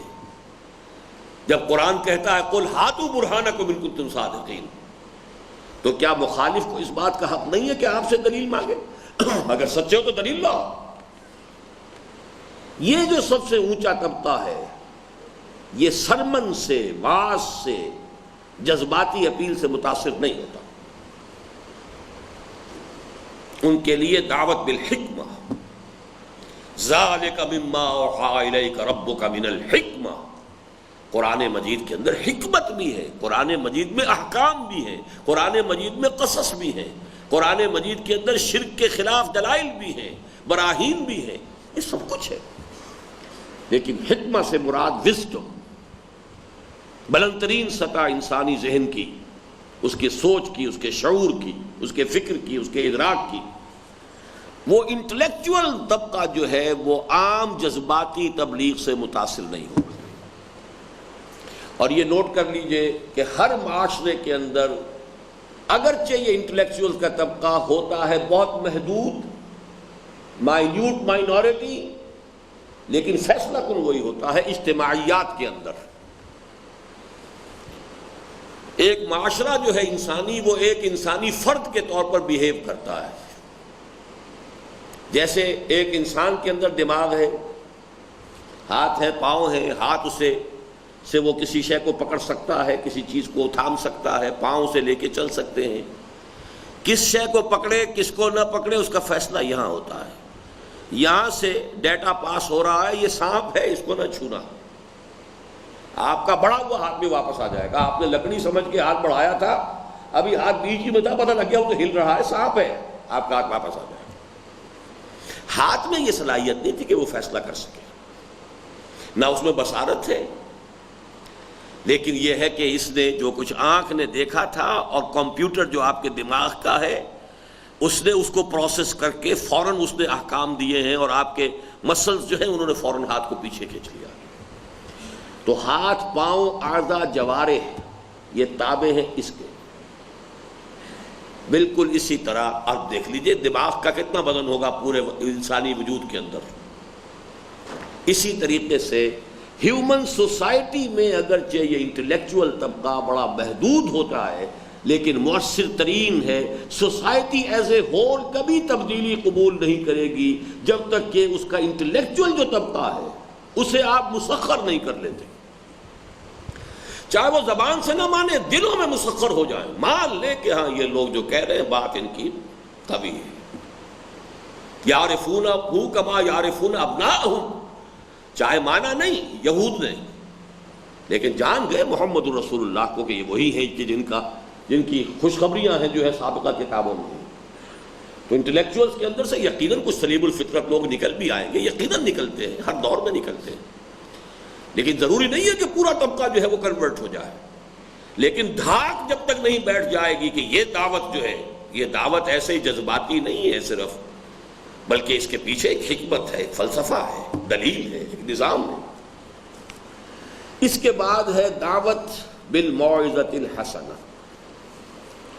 یہ عام جو ہمارے معاشرے میں لوگ ہوتے ہیں جن کے دماغوں میں کوئی خناس نہیں ہے، انہیں پتہ ہی نہیں ہے لاجیکل پوزیٹیوزم کس بلا کا نام ہے، انہیں پتہ ہی نہیں ڈارونزم کس شے کا نام ہے، انہیں پتہ ہی نہیں ہے امپیریسزم کسے کہتے ہیں، انہیں کچھ پتہ نہیں فرائیڈ نے کیا کچھ کہہ رکھا ہے، ایڈیپس کمپلیکس کیا ہوتا ہے، کچھ پتہ نہیں. تو گویا کہ ان کے ذہن کلین سلیٹ کے مانند ہے. اس سادہ تختی پر آپ ذرا سے خلوص اور اخلاص کے ساتھ جو چاہیں گے لکھ دیں گے. اور اس کو دوسرے انداز میں میں یوں کہتا ہوں کہ آپ کے دل سے بات نکل کے اگر ان کے دل میں جا اترے گی، اس لیے کہ دماغ کا بیریئر ہے ہی نہیں، انٹلیکچوئلز میں تو وہ بیریئر موجود ہے. unless you pierce the barrier you can't approach their hearts. ایک وہ ہے جن کا یہ دماغی بیریئر ہے ہی نہیں. You can approach them directly. از دل خیزت بر دل ریزت. انہیں صرف یہ اندازہ ہونا چاہیے یہ شخص کوئی دھونس نہیں جما رہا اپنی، یہ شخص کوئی دنیا کا طالب ہو کر نہیں مجھے خیر کی تلقین کر رہا ہے، یہ شخص ایسا نہیں ہے کہ خود تو کچھ کر رہا ہے اور مجھے اس سے روک رہا ہے، اس کی کوئی ذاتی غرض اس سے وابستہ نہیں ہے، یہ میرا خیر خواہ ہے. وَلَٰكِن لَا تُحِبُّونَ النَّاصِحِينَ آپ نے قرآن مجید میں پڑھا ہوگا. تو انبیاء اور رسل تو سب سے بڑے ناصح ہوتے تھے، مخلص ہوتے تھے، خیر خواہ ہوتے تھے. تو خیر خواہی کے جذبے کے ساتھ چاہے ٹوٹے پھوٹے انداز میں آپ کوئی بات کہیں گے، عام آدمی کے دل میں اتر جائے گی. یہ ہے موعظۃ الحسنہ. اور تیسری کیٹیگری وہ ہے جو مختلف گمراہ جماعتوں یا گروہوں یا فرقوں کی طرف سے اس بات ہی پر تنخواہ پاتے ہیں کہ لوگوں کو گمراہ کرنا ہے.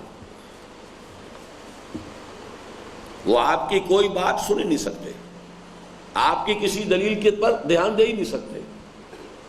عیسائی مشنریز ہیں، ان کا تو پورا نظام یہ ہے، اس کے لیے انہیں ٹرین کیا گیا ہے، اس کی انہیں تنخواہ ملتی ہے، یہ تو ان کا دھندا ہے، یہ ان کا پروفیشن ہے.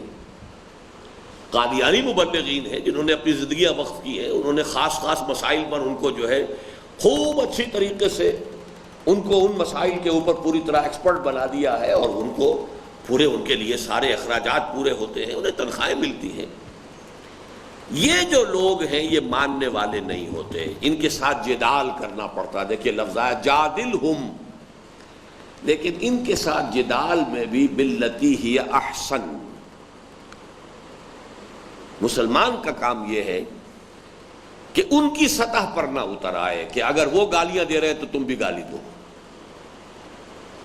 میں آپ سے عرض کر دوں کہ مجھے اس کا بڑا شدت کے ساتھ احساس ہے کہ اس دور میں شیخ احمد دیدات نے عیسائیوں کے خلاف بڑا مفید کام کیا ہے، لیکن ساتھ ہی یہ بھی مجھے شکوہ اور شکایت ہے کہ ان کا انداز داعیانہ نہیں ہے، کرخت انداز ہے. تو اس کے اندر قرآن مجید نے وَجَادِلْهُمْ بِالَّتِي أَحْسَنُ وَلَا تُجَادِلُوا أَهْلَ الْكِتَابِ إِلَّا بِالَّتِي أَحْسَنُ، سورہ عنکبوت. تو اگرچہ جدال سب سے نیچی سطح پر چلا گیا، اس سے مانگ کے نہیں دینا ہے، اس لیے کہ وہ تو ادھار کھائے ہوئے اسی پر تنخواہ پاتا ہے اسی کی، لیکن یہ کہ جدال کرنا ہوگا، اسے چپ کرانا ہوگا. لیکن اس چپ کرانے کے اندر بھی، اس مناظرے میں بھی، اس مجادلے میں بھی ایک اخلاقی سطح اپنی برقرار رکھنی ہے. اب اصل بات جو سمجھنے کی ہے، یہ جہاد کیسے ہو گیا؟ جہاد ایسے ہو گیا کہ اگر آپ کو دعوت دینی ہے دین کی حکمت کی سطح پر، تو جب تک خود حکمت دین کی تحصیل نہ کی ہوئی ہو کیسے دعوت دیں گے؟ دین کی دعوت دینی ہے قرآن کے ذریعے سے. فذکر بالقرآن من یخاف وعید. قرآن آپ نے پڑھا نہیں، قرآن آپ نے سمجھا نہیں، تو آپ کیسے دعوت دیں گے؟ وہ روایتی لطیفہ جو ہے پٹھان کا، کوئی اگر یہاں پہ پٹھان ہو تو وہ ناراض نہ ہو جائے، مولانا بھی اس وقت تشریف فرما ہے، کہ کسی بنیے کے سر پہ رکھی گردن پر تلوار کے خو کلمہ پڑھو. جب اس نے کہا اچھا خان صاحب میں اور کیا کر سکتے پڑھواؤ، تو کہا خو کلمہ تو ہم کو بھی نہیں آتا. تو کلمہ آتا نہ ہو اور پھر وہ آپ تبلیغ کے لیے نکل گئے، قرآن آپ نے پڑھا نہ ہو. اسی طریقے سے جہاں تک جدال کا تعلق ہے، وہ جدال کے لیے جب تک ایکسپرٹیز حاصل نہ کی جائے اس میدان میں قدم رکھنا سب سے بڑی حماقت ہے. یہی وجہ ہے کہ ایک موقع پر مدرسہ الہیات کانپور میں قائم کیا تھا مولانا آزاد سبحانی نے، کہ جہاں پر آریہ سماجیوں سے اور عیسائیوں سے مناظرے کے لیے ایکسپرٹیز دی جاتی تھی، لوگوں کو اس کی تربیت دی جاتی تھی. یہی کام یہاں بھی ہوتا رہا ہے. انجمن حمایت اسلام کے تحت جو ہے ایک کالج جو تھا وہ اسی کام کے لیے چشتی صاحب یوسف سلیم چشتی صاحب اس میں پڑھاتے رہے. مولانا احمد علی رحمۃ اللہ علیہ اس کے صدر تھے. وہ مدرسہ یہاں بھی تھا، وہ کالج جو ہے. لیکن یہ کہ جب تک آپ کسی قادیانی کے ساتھ بات کریں، جب تک کہ ان کے لٹریچر کو آپ نے کھنگالا نہ ہو، آپ ان کے حقائق سے واقف نہ ہو، تو آپ تو بڑے پرخطر وادی میں آپ نے قدم رکھ دیا۔ ان سے بات کرنا جو ہے، وہ تو بڑے ایکسپرٹ ہیں، انہوں نے نہ معلوم کیا کیا کچھ کہاں کے حوالے رٹے ہوئے، وہ آپ کو چپ کرا دیں گے۔ اب یہ ساری چیزیں جب تک آپ اپنی زندگی اس کے لیے کھپانے کا فیصلہ نہ کر لیں، کیسے کریں گے؟ یہی ہے جہاد بالمال والنفس۔ جان اور مال لگے گی تو آپ دین سمجھیں گے، دین سیکھیں گے، دین کا علم حاصل کریں گے، قرآن کی حکمت کی تحصیل کریں گے، قرآن کے جو فطری دلائل ہیں ان کی مہارت حاصل کریں گے۔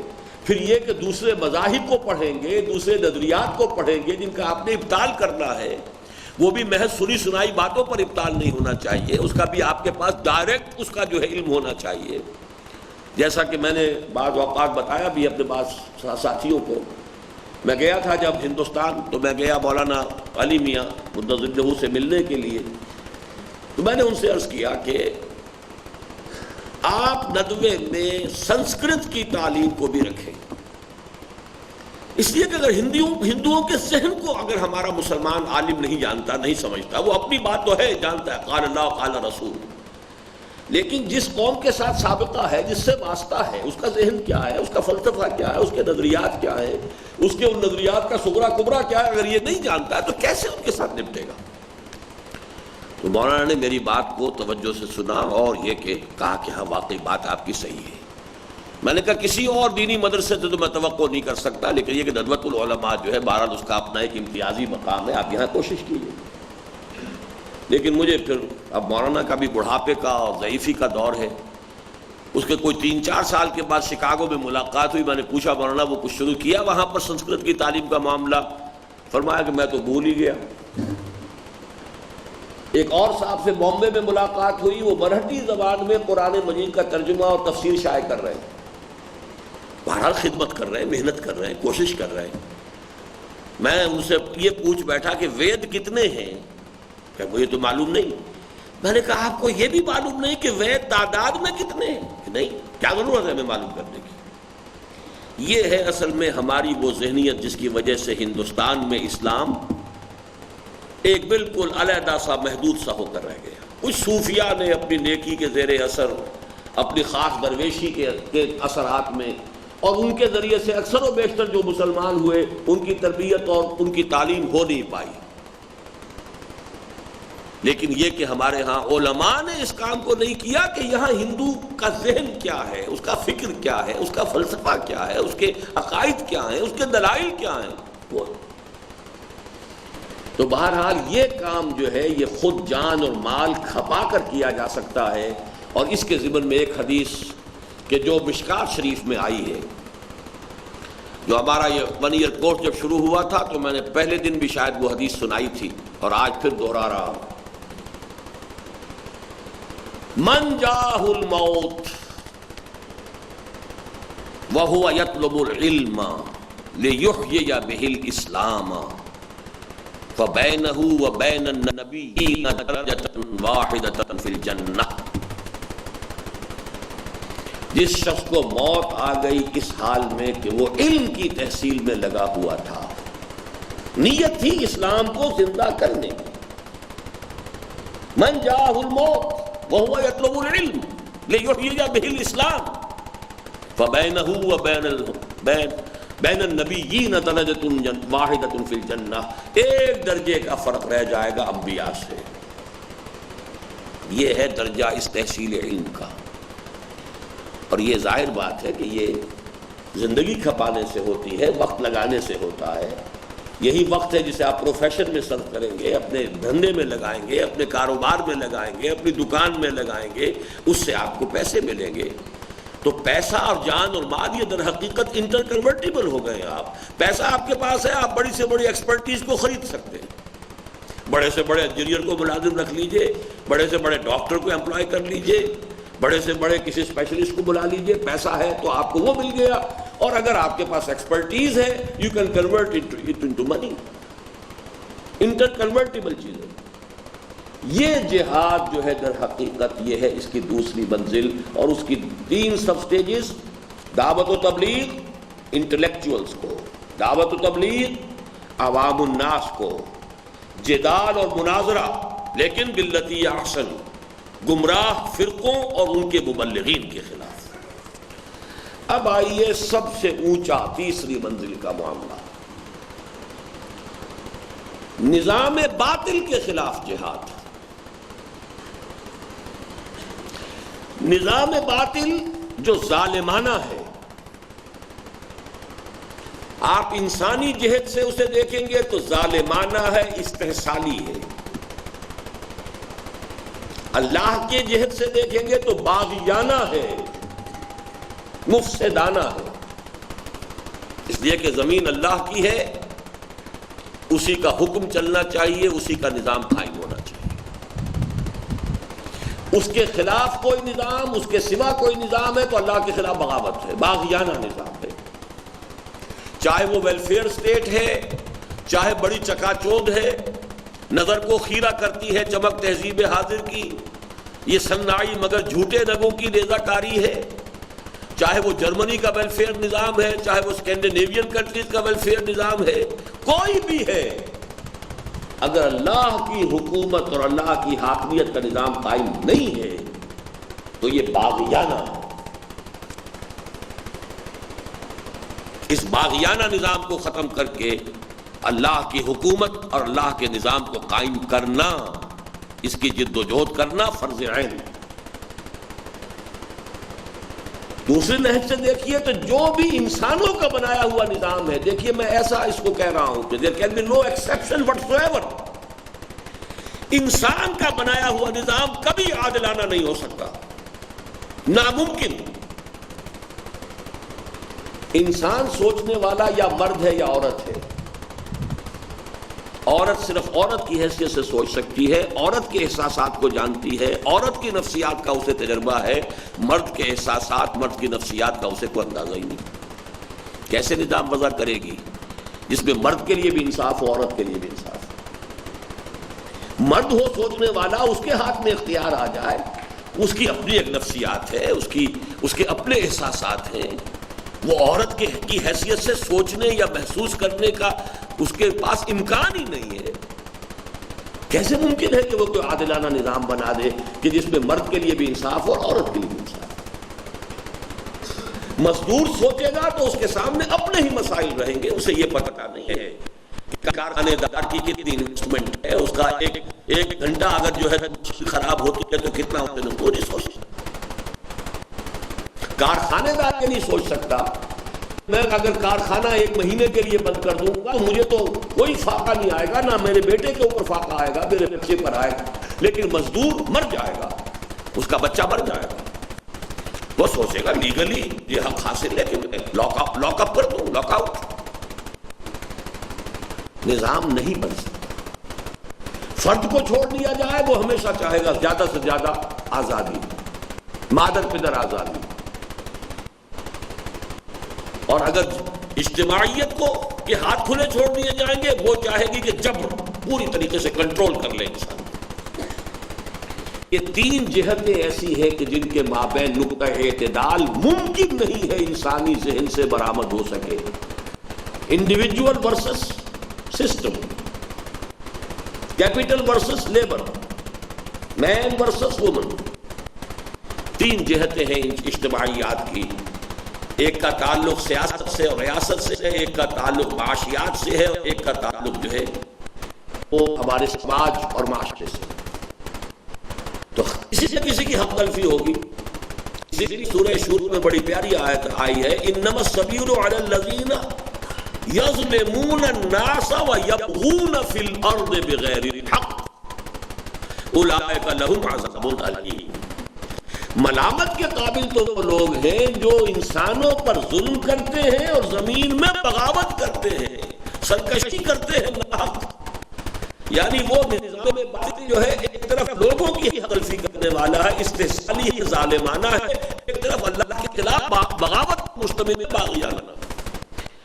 اس نظام کو بدلنا، اس نظام کو توڑنا، اس کی جگہ غلبہ دین حق، نظام خلافت کا قیام، نظام عدل و قسط کا قیام،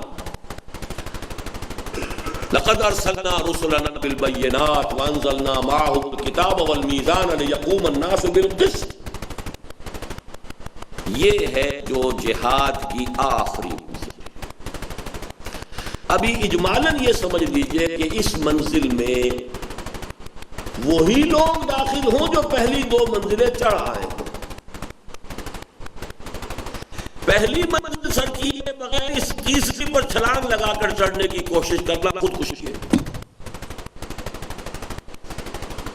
اپنے نفس کو زیر کیا نہیں، اپنے گھر اور اپنی ذات پر اللہ کے دین کو قائم کیا نہیں، اور چلے ہیں جہاد فی سبیل اللہ نے قتال فی سبیل اللہ کرنا. یہ ہے وہ حماقتیں جو ہو رہی ہیں، آج بھی ہو رہی ہیں، جس کی وجہ سے کہ دین جو ہے اور اسلام اور جہاد کا لفظ بدنام ہو رہا ہے. تیسری منزل تک دو منزلوں سے ہو کر چڑھنا، اس پر تفصیل سے میں بعد میں بات کروں گا. اس وقت یہ ہے کہ یہ اچھی طرح سمجھ لیجئے کہ یہ بلند ترین منزل یہ ہے، لیکن اہم ترین منزل پہلی ہے. پہلی کے بعد دوسری، دوسری کے بعد تیسری. اس کے بھی 3 سب لیولز ہیں. پہلا لیول کیا ہے؟ جب کوئی جماعت، کوئی گروہ انسانی یہ کہتا یہ نظام غلط ہے، باطل ہے، ظالمانہ ہے، استحصالی ہے، باغیانہ ہے، تو فوری رد عمل کیا ہوگا؟ اس نظام کے ساتھ کچھ لوگوں کا ویسٹڈ انٹرسٹ ہے، اس نظام میں پریویلیج کلاسز ہیں، مراعات یافتہ طبقات ہیں، وہ کبھی گوارا کریں گے؟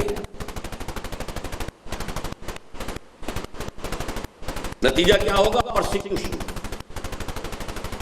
وہ پرسیکیوشن جو شروع میں ہوتی ہے زبانی کہلانی پاگل ہے، دماغ خراب کا، یہاں تک کہ محمد الرسول اللہ کو یہ سننا پڑا مجنون، مسحور، ساحر، شاعر، ساحر کذاب. اور یہ نہ سمجھیے کہ حضور کو دکھ کے لیے پہنچا تھا یہ سن کر. وَلَقَدْ نَعْلَمُ أَنَّكَ يَضِيقُ صَدْرُكَ بِمَا يَقُولُونَ. ہمیں خوب معلوم ہے نبی جو کچھ یہ کہہ رہے ہیں اس سے آپ سینہ بھیجتا ہے. رنجر آپ پر ڈالی، لیکن نون والقلم وما يسطرون ما انت بنعمت ربك بمجنون وان لك لاجرا غير ممنون وانك لعلى خلق عظيم فستبصر ويبصرون ايكم المفتون. تسلی اللہ دے رہا ہے، ساتھ ہی تسلی کے ساتھ ہی واصبر على ما يقولون واهجرهم هجرا جميلا. ترغیب بھی ہے، ترہیب بھی ہے، حکم بھی ہے. صبر کرو اس پر جو کچھ کہ یہ کہہ رہے ہیں. تو زبانی کلامی پرسیکیوشن، ذہنی کوفت، اور اس سے آگے بڑھ کر ٹارچر. لیکن ظاہر بات ہے کہ یہ ٹارچر سب پر یکساں نہیں ہوتا. جسمانی تشدد، پرسیکیوشن فزیکل سب پر یکساں نہیں ہوتی. حضور پر نہیں ہوئی. صرف 2 واقعات ملتے ہیں، اور وہ بھی میں سمجھتا ہوں سن 10 کے بعد کے ہیں. اس کی وجہ کیا ہے؟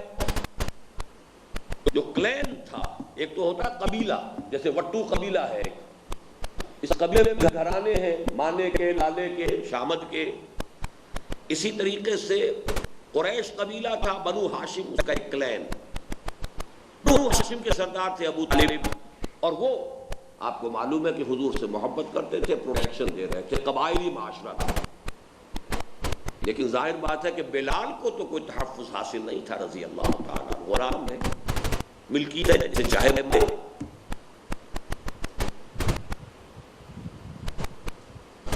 اسی طریقے سے یاسر اور سمیہ رضی اللہ تعالیٰ عنہ. سمیہ تو کنیز بھی تھی، یاسر چونکہ حلیف تھے، کہ بھی کوئی حقوق نہیں تھے. قریشی معاشرے کے اندر حقوق صرف قریشی کے تھے. نہ غلام کا کوئی حق ہے، غلام کو جب چاہے آپ قتل کر دیں، آپ اپنا انتقال کر رہے ہیں، کسی کا کیا بگاڑ رہے ہیں. جیسے آپ کی بکری ہے، جب چاہے ذبح کر دیں. اسی طریقے سے جو حلیف وہاں آ کر آباد ہو جاتے تھے، کسی قرشی کی امان لے کر ان کا بھی کوئی حق نہیں ہوتا. تو دوسرے اسے نقصان نہیں پہنچا سکتے تھے، لیکن جس کی امان لی ہے وہ تو پہنچا سکتا ہے۔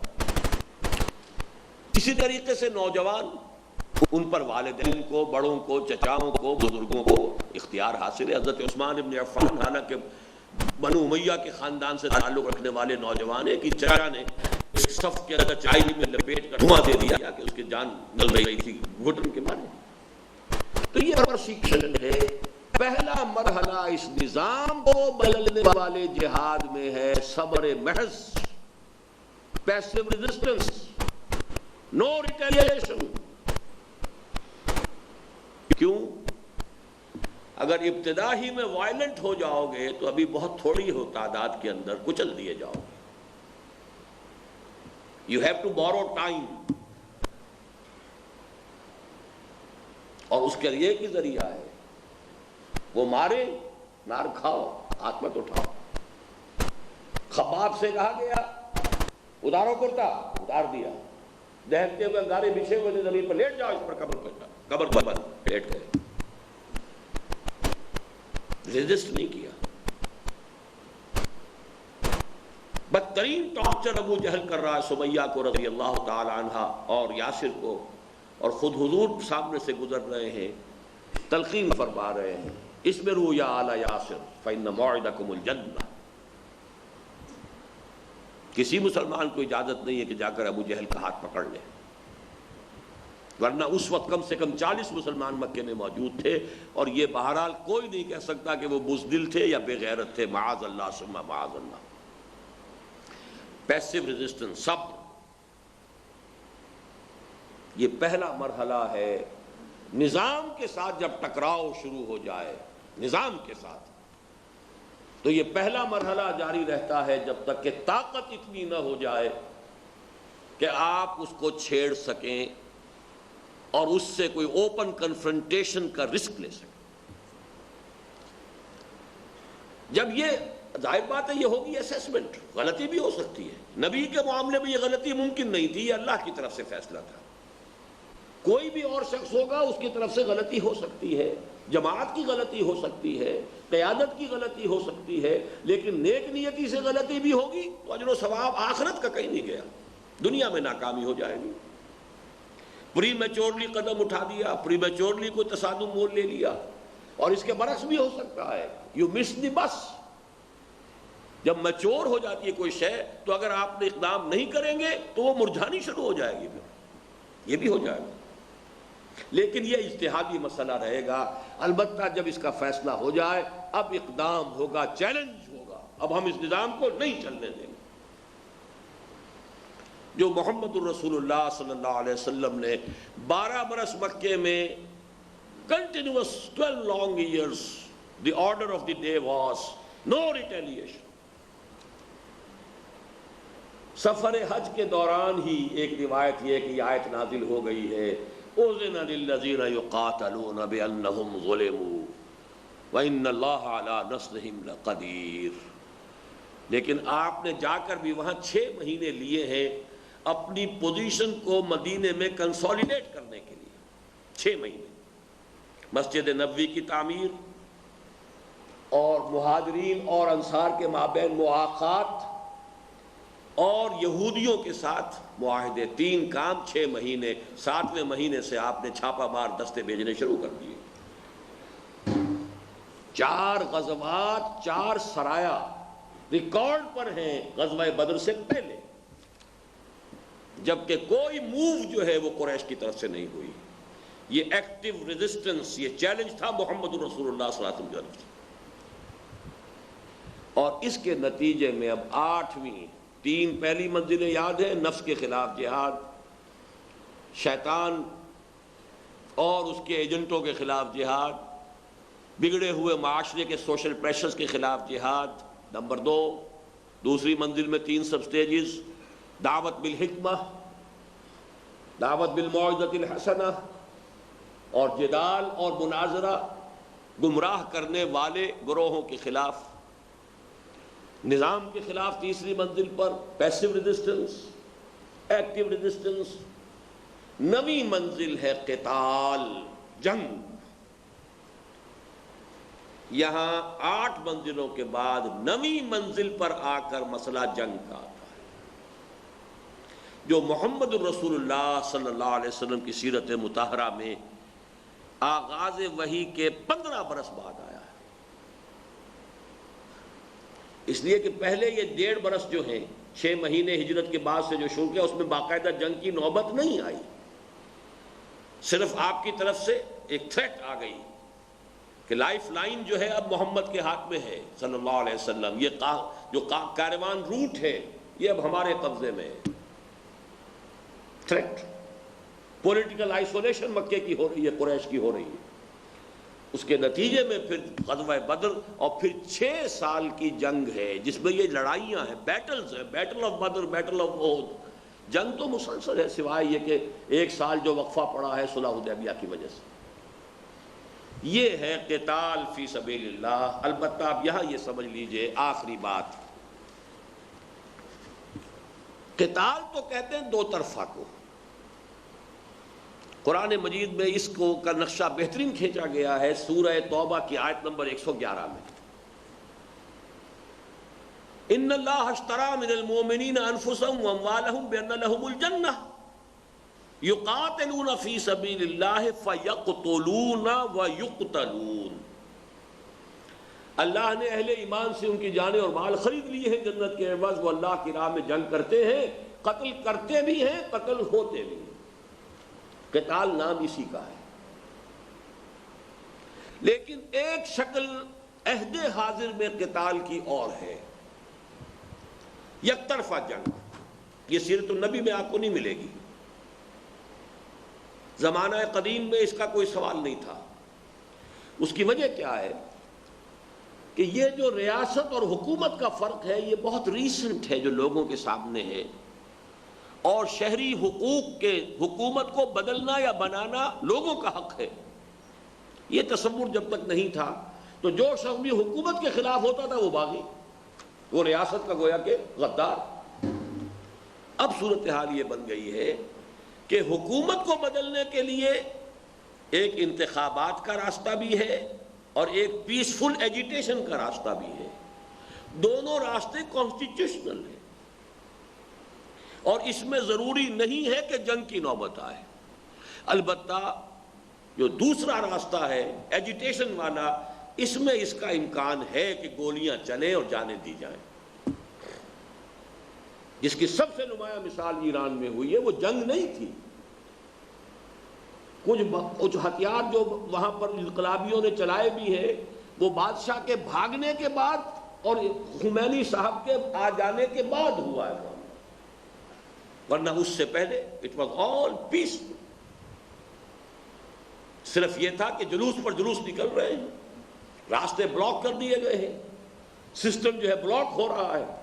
اب پولیس گولی چلا رہی ہے، فوج گولی چلا رہی ہے، اوپر سے جلوس جا رہا ہے تو اوپر سے ہیلی کاپٹر سے گولیاں برس رہی ہیں مشین گن کی۔ یہ ہوا ہے، یہ گویا کہ یک طرفہ جنگ ہو رہی تھی، اس وقت 2 طرفہ نہیں تھی۔ اس کے لیے اگر وہ آیات 2 جو ہے ذہن میں رکھی جائیں، وَلَا تَقُولُوا لِمَنْ يُقْتَلُ فِي سَبِيلِ اللَّهِ أَمْوَاتٌ، قتل تو ہو گئے نا اللہ کی راہ میں۔ اگر اسی طرح کی کوئی کوشش ہوتی ہے آج کی دنیا، آج کے وقت میں، تو قتل تو ہو گئے، شہید تو ہو گئے، اگرچہ خود انہوں نے گولی نہیں چلائی۔ قتال اس معنی میں نہیں ہے کہ انہوں نے 2 طرفہ جنگ نہیں کی، لیکن اپنی جان دینے کے لیے میدان میں آ گئے تو یک طرفہ جنگ ہو گئی۔ اب بہت چھوٹی چھوٹی 2 بحثیں ہیں، اس کے بعد یہ بات ختم ہو جائے گی۔ نمبر 1، اس جہاد کی جو 3 منزلیں ہیں اس کے لوازم میں سے اہم ترین اجتماعیت ہے۔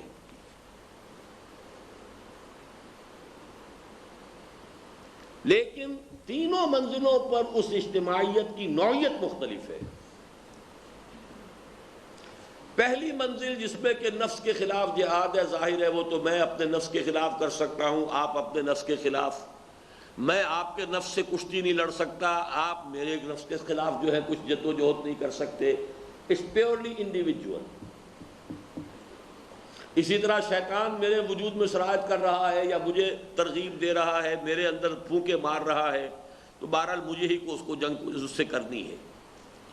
لیکن اس میں بہت ممد ہو جاتا ہے معاملہ صحبت کا، کونو مع الصادقین، سچے لوگوں کے ساتھ رہو۔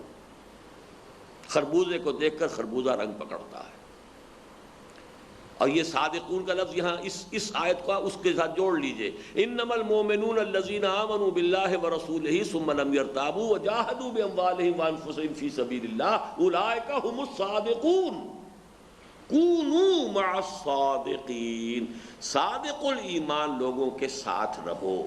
اس تمہارے صحبت سے، ان کے قرب سے، ان کی مثالیں دیکھ کر، ان کے صحبت کے اثرات کے تحت تمہارے اندر بھی ہمت پیدا ہوگی، جرت پیدا ہوگی، ایک دوسرے کی مثالوں سے حوصلہ بڑھے گا۔ اس نے یہ منزل سر کر لی، میں بھی کر سکتا ہوں۔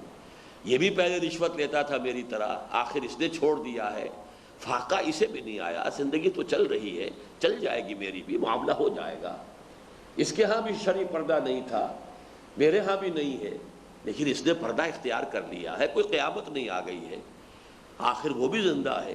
یہ ساری چیزیں جو ہے ایسے لوگوں کی معیت، ایسے لوگوں کی صحبت، اور اسی کے حوالے سے وہ بیعت ارشاد کا معاملہ چلتا ہے ہمارے معاشرے میں، یا چلتا تھا، جو کہ بہت طویل عرصے تک بہت اچھے اثرات بھی پیدا کرتا رہا۔ اب اگرچہ اس کے اندر صورتحال جیسے اور تمام انسٹیٹیوشنز جو ہے وہ اکثر و بیشتر بگڑ گئے، تو اس میں بھی بگاڑ آ گیا، لیکن یہ کہ بالکل صحیح سے بالکل خالی والا معاملہ اب بھی نہیں ہے۔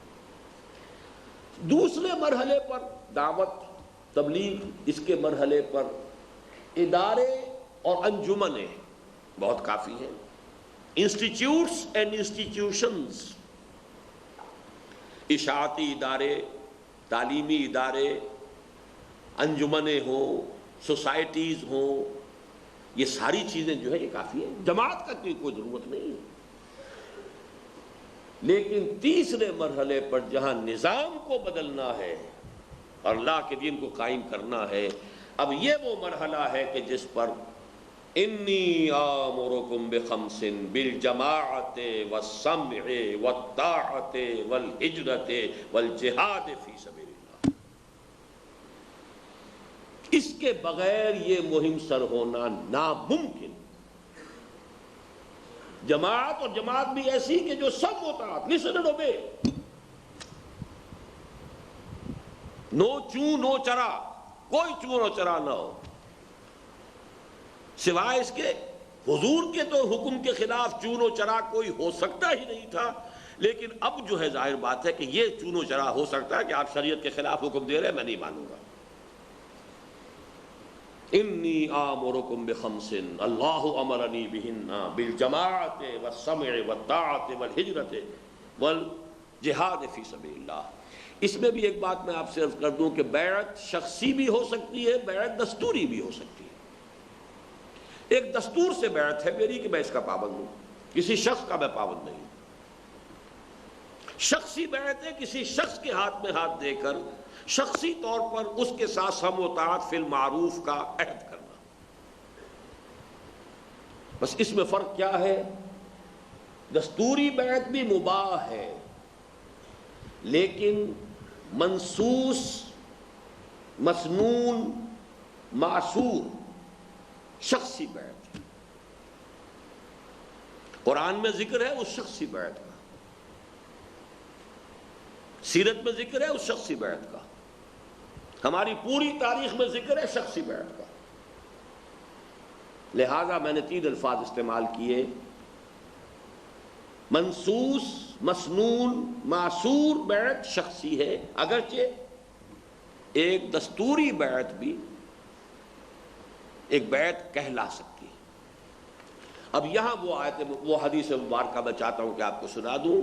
عن عبادہ بن الصامت رضی اللہ تعالی عنہ قال بایعنا رسول اللہ صلی اللہ علیہ وسلم علی السمع والطاعت فی العسر والیسر والمنشط والمکرہ وعلی عصرۃ علینا وعلی لا ننازل امر اہلہ وعلی نقول بالحق اینما کنا لا نخاف فی اللہ لومۃ لائم، متفق علیہ، بخاری اور مسلم دونوں کی روایت ہے۔ حضرت عبادہ ابن صامت فرماتے ہیں ہم نے اللہ کے رسول سے بیعت کی تھی، آپ کا ہر حکم سنیں گے اور مانیں گے، خواہ مشکل ہو خواہ آسانی ہو، خواہ طبیعتیں ہماری آمادہ ہوں، خواہ ہمیں اپنی طبیعتوں پر جبر کرنا پڑے، خواہ آپ دوسروں کو ہم پر ترجیح دے دیں، کبھی آپ کے اس حق کا کوئی چیلنج نہیں کریں گے کہ میں آپ کا پرانا خادم ہوں اور آپ نے ایک نو وارث کو امیر بنا دیا، مجھے چھوڑ دیا۔ الا اسرف علینا وعلی اللہ ننازل امرہ لہ، اور جن کو آپ ذمہ دار بنائیں گے، عمارت دیں گے، ان سے بھی ہم جھگڑیں گے نہیں، اختلاف نہیں کریں گے، ان کا بھی کہنا مانیں گے۔ من اطاعنی فقد اطاع اللہ ومن عصانی فقد عصى اللہ ومن اطاع امیری فقد اطاعنی ومن عصى امیری فقد عصانی۔ وَعَلَىٰ أَن نَّقُولَ بِالْحَقِّ أَيْنَمَا كُنَّا لَا نَخَافُ فِي اللَّهِ لَوْمَةَ لَائِمٍ، البتہ جو رائے بھی ہماری ہوگی، جس بات کو حق سمجھیں گے کہیں گے ضرور، اپنی زبان پر تالے نہیں ڈالیں گے، اور کسی ملامت کرنے والے کی ملامت، کسی استہزاء کرنے والے کے استہزاء سے خائف ہو کر اپنی زبان بند نہیں کریں گے۔ اس نظام کو بدلنے والی جماعت کا مکمل دستور اس ایک حدیث میں، مکمل دستور۔ باقی کوئی بائی لاز ہو سکتے ہیں، کوئی قواعد و ضوابط، کسی دستور کی ضرورت نہیں۔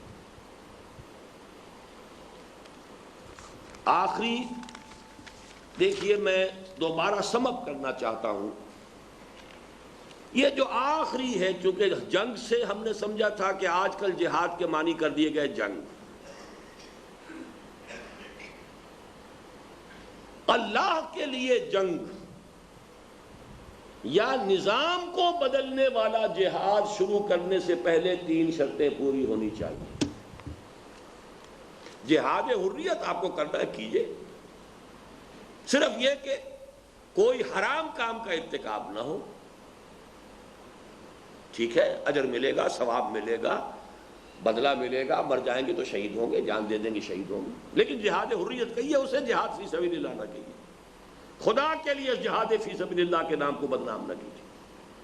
جہاد حریت بھی حلال ہے، جائز ہے، صحیح ہے، اس کی موت بھی شہادت کی موت ہے، اپنے مال کی حفاظت کرتے ہوئے آدمی مارا جائے تو شہید ہے، ہو جائیے کہ اپنی آزادی کے حصول کے لیے، اپنے حقوق کے حصول کے لیے، اپنے ملک کے دفاع میں، اپنے قوم کے دفاع میں، ٹھیک ہے، لیکن کنفیوز نہ کیجیے، گڑبڑ نہ کیجیے۔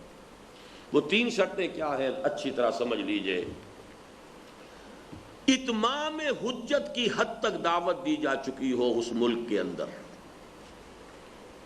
دعوت کا مرحلہ سر ہی نہیں کیا، اور اتمام حجت کہہ رہا ہوں، یہ نہیں کہ 2-4 دن 2-4 سال کام کیا اور کوئی فرض کیجئے کہ 1000 میں سے لاکھ میں سے 1 آدمی آپ کو مل بھی گیا تو آپ نے سمجھا کہ ہم نے دعوت پوری کر دی۔ اس ملک میں اتمام حجت کی حد تک دعوت و تبلیغ اور امر بالمعروف نہی عن المنکر باللسان والقلم اس حد تک ہو چکا ہو کہ جیسے کہ مدھانی پھیرتے ہیں کہ اس میں سے مکھن نکالا جا چکا ہو، اب صرف چھاچ رہ جائے۔ سلیم الفطرت اور صحیح دینی جذبات رکھنے والے سب کے سب کھینچے جا چکے ہو، تاکہ معاشرے کا عطر کشید ہو جائے اور حق و باطل ممیز ہو جائے۔ جب تک یہ مرحلہ نہیں آتا، دعوت دیتے رہیے، تلقین کرتے رہیے، تبلیغ کرتے رہیے، نصیحت کیجئے، ایجوکیشنل انسٹیٹیوشنز بنائیے، اشاعتی ادارے بنائیے، جو چاہے کیجئے، لیکن طاقت کا استعمال، وَأَنزَلْنَا الْحَدِيدَ فِيهِ بَأْسٌ شَدِيدٌ، اس کے لیے شرط اول دعوت اس حد تک کی جا چکی ہو کہ اتمام حجت ہو چکا ہو اس معاشرے کے اوپر، جس کا کرائیٹیرین کیا ہے کہ اس میں سے عطر کشید کر لیا جائے۔ نمبر 2، جو لوگ اس جماعت میں آ گئے ہوں ان کی اس حد تک تربیت اور ان کا اس حد تک تزکیہ ہو جائے کہ خالص للہیت جو ہے وہ ان کی جد و جہد کا اصل جو ہے بنیاد للہیت، ان میں سے کوئی نہ رہے اپنی شجاعت کا اظہار، اپنی ناموری، مال غنیمت، اپنی حکومت، لا یریدون علوا فی الارض ولا فسادا، نہ اپنے لیے ذاتی علو اور نہ کوئی فساد، للہ، من احب للہ وابغض للہ واعطى للہ ومنع للہ فقد استکمل الایمان۔ اور اس میں حضرت علی کا وہ واقعہ یاد کیجئے، چونکہ اس حدیث میں جو میں نے آپ کو سنایا تھا غضباً بھی ہے کہ جو غضب کے غصے میں کرے.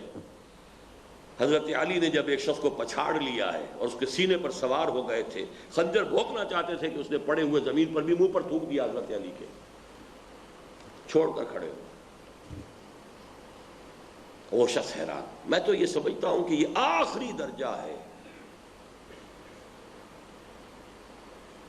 عین حالت جنگ میں جبکہ جذبات انتہا پر ہوتے ہیں، اس وقت بھی اتنی جو ہے نگہداشت ہو رہی ہے کہ میرا محرک کیا ہے، چھوڑ کر کھڑے ہو گئے. وہ حیران ہوا، اس نے پوچھا، فرمایا میں تمہیں قتل کر رہا تھا صرف اللہ کے لیے.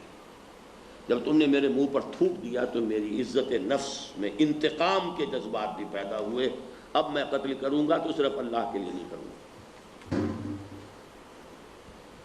جب تک کارکنوں کے اندر اس درجے کی لاہیت نہ ہو، دعوت دیتے رہیں. با نشہ درویشی در ساز و دمادم زن، دعوت ہے، تربیت ہے، تیاری کرنا ہے، یہ سب جہاد ہے. جہاد کرتے رہو، لیکن طاقت کا استعمال، ہتھیار کا استعمال، چیلنج کسی نظام کو کرنے کے لیے شرط اول کہ دعوت اتمام حجت کی حد تک دی جا چکی ہو، اور تربیت جو ہے کارکنوں کی للہیت، خالص للہیت، ان کے محرک عمل کی حیثیت سے صرف اللہ کی رضا جوئی کے سوا کوئی اور مقصد نہ رہ گیا. اور نمبر 3، اس معاشرے میں اگر یہ دونوں شرطیں پوری ہوں گی تو لا محالہ کوئی ایک قائد، کوئی ایک لیڈر، کوئی ایک داعی ایسا ابھر کر آئے گا کہ اہل حق سارے کے سارے جیسے کہ میگنیٹ کے ساتھ چمٹ جاتا ہے لوہ چون، اہل حق اس کے ساتھ وابستہ ہو جائے، اور اس سے بیعت سموتات فی المعروف، ایک امام کے بغیر قتال کی وادی میں قدم رکھ دینا حماقت اور خلاف شرع کام ہے.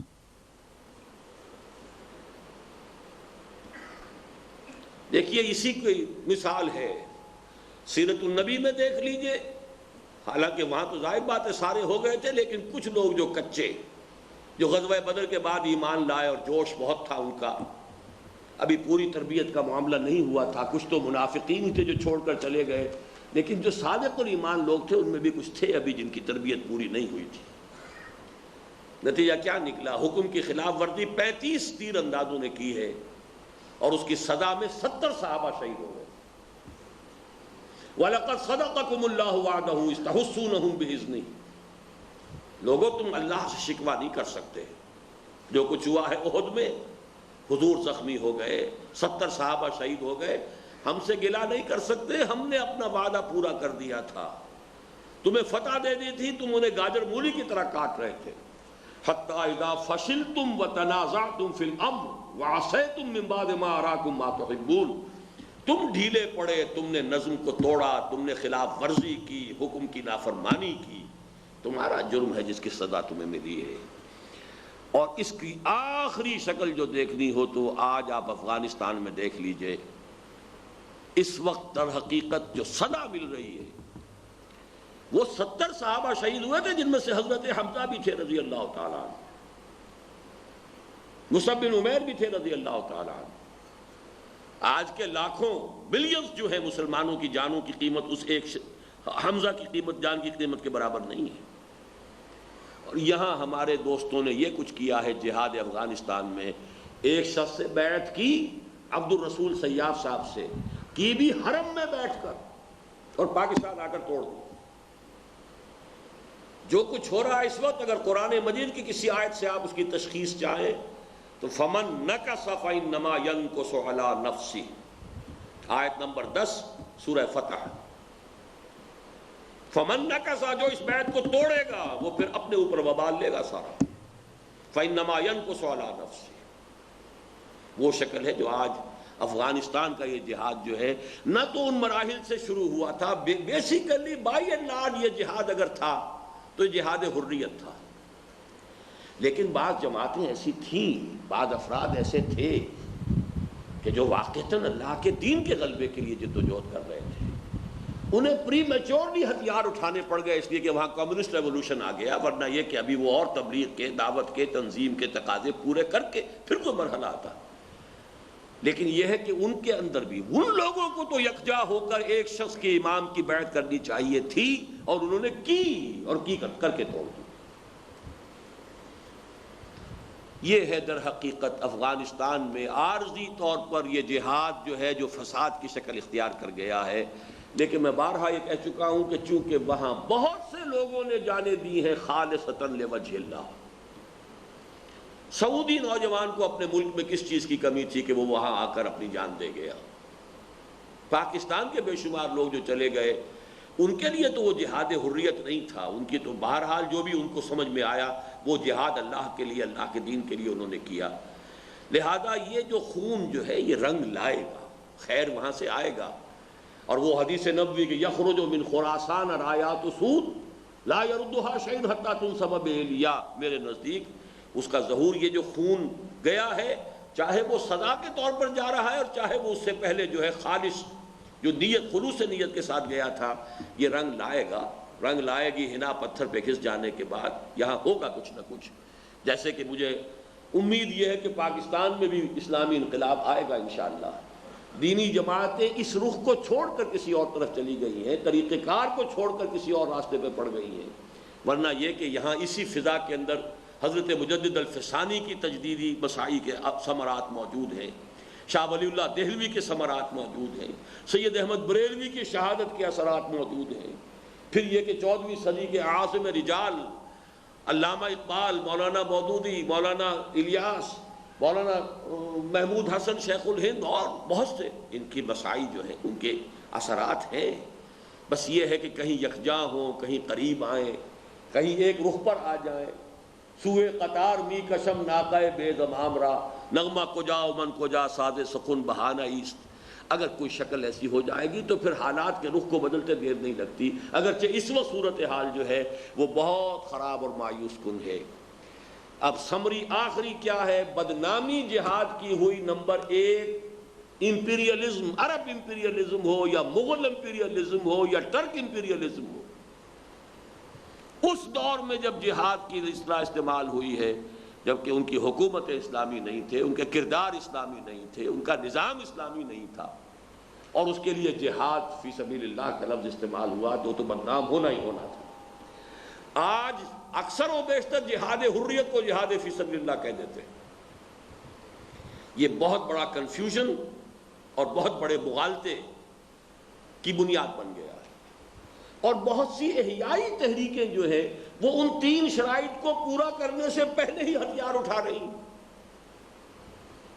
جس کا کہ جو بھی ہمارے سامنے نقشہ ہے، چاہے وہ الجزائر کا ہے اور چاہے وہ مصر کا ہے، اور چاہے اب جو اندیشہ ہو رہا ہے کہ شاید پاکستان میں بھی وہ مرحلہ آ جائے، کیونکہ وہ مذہبی جماعتیں، دینی جماعتیں جو انتخابات سے اب ڈسلوژن ہو چکی ہیں بالکل کہ اس راستے سے کوئی امکان نہیں ہے، اور ان میں سے بہت سی ہیں کہ جنہوں نے اس جہاد افغانستان یا جہاد کشمیر میں اپنے کارکنوں کو ٹرین بھی کرایا ہے۔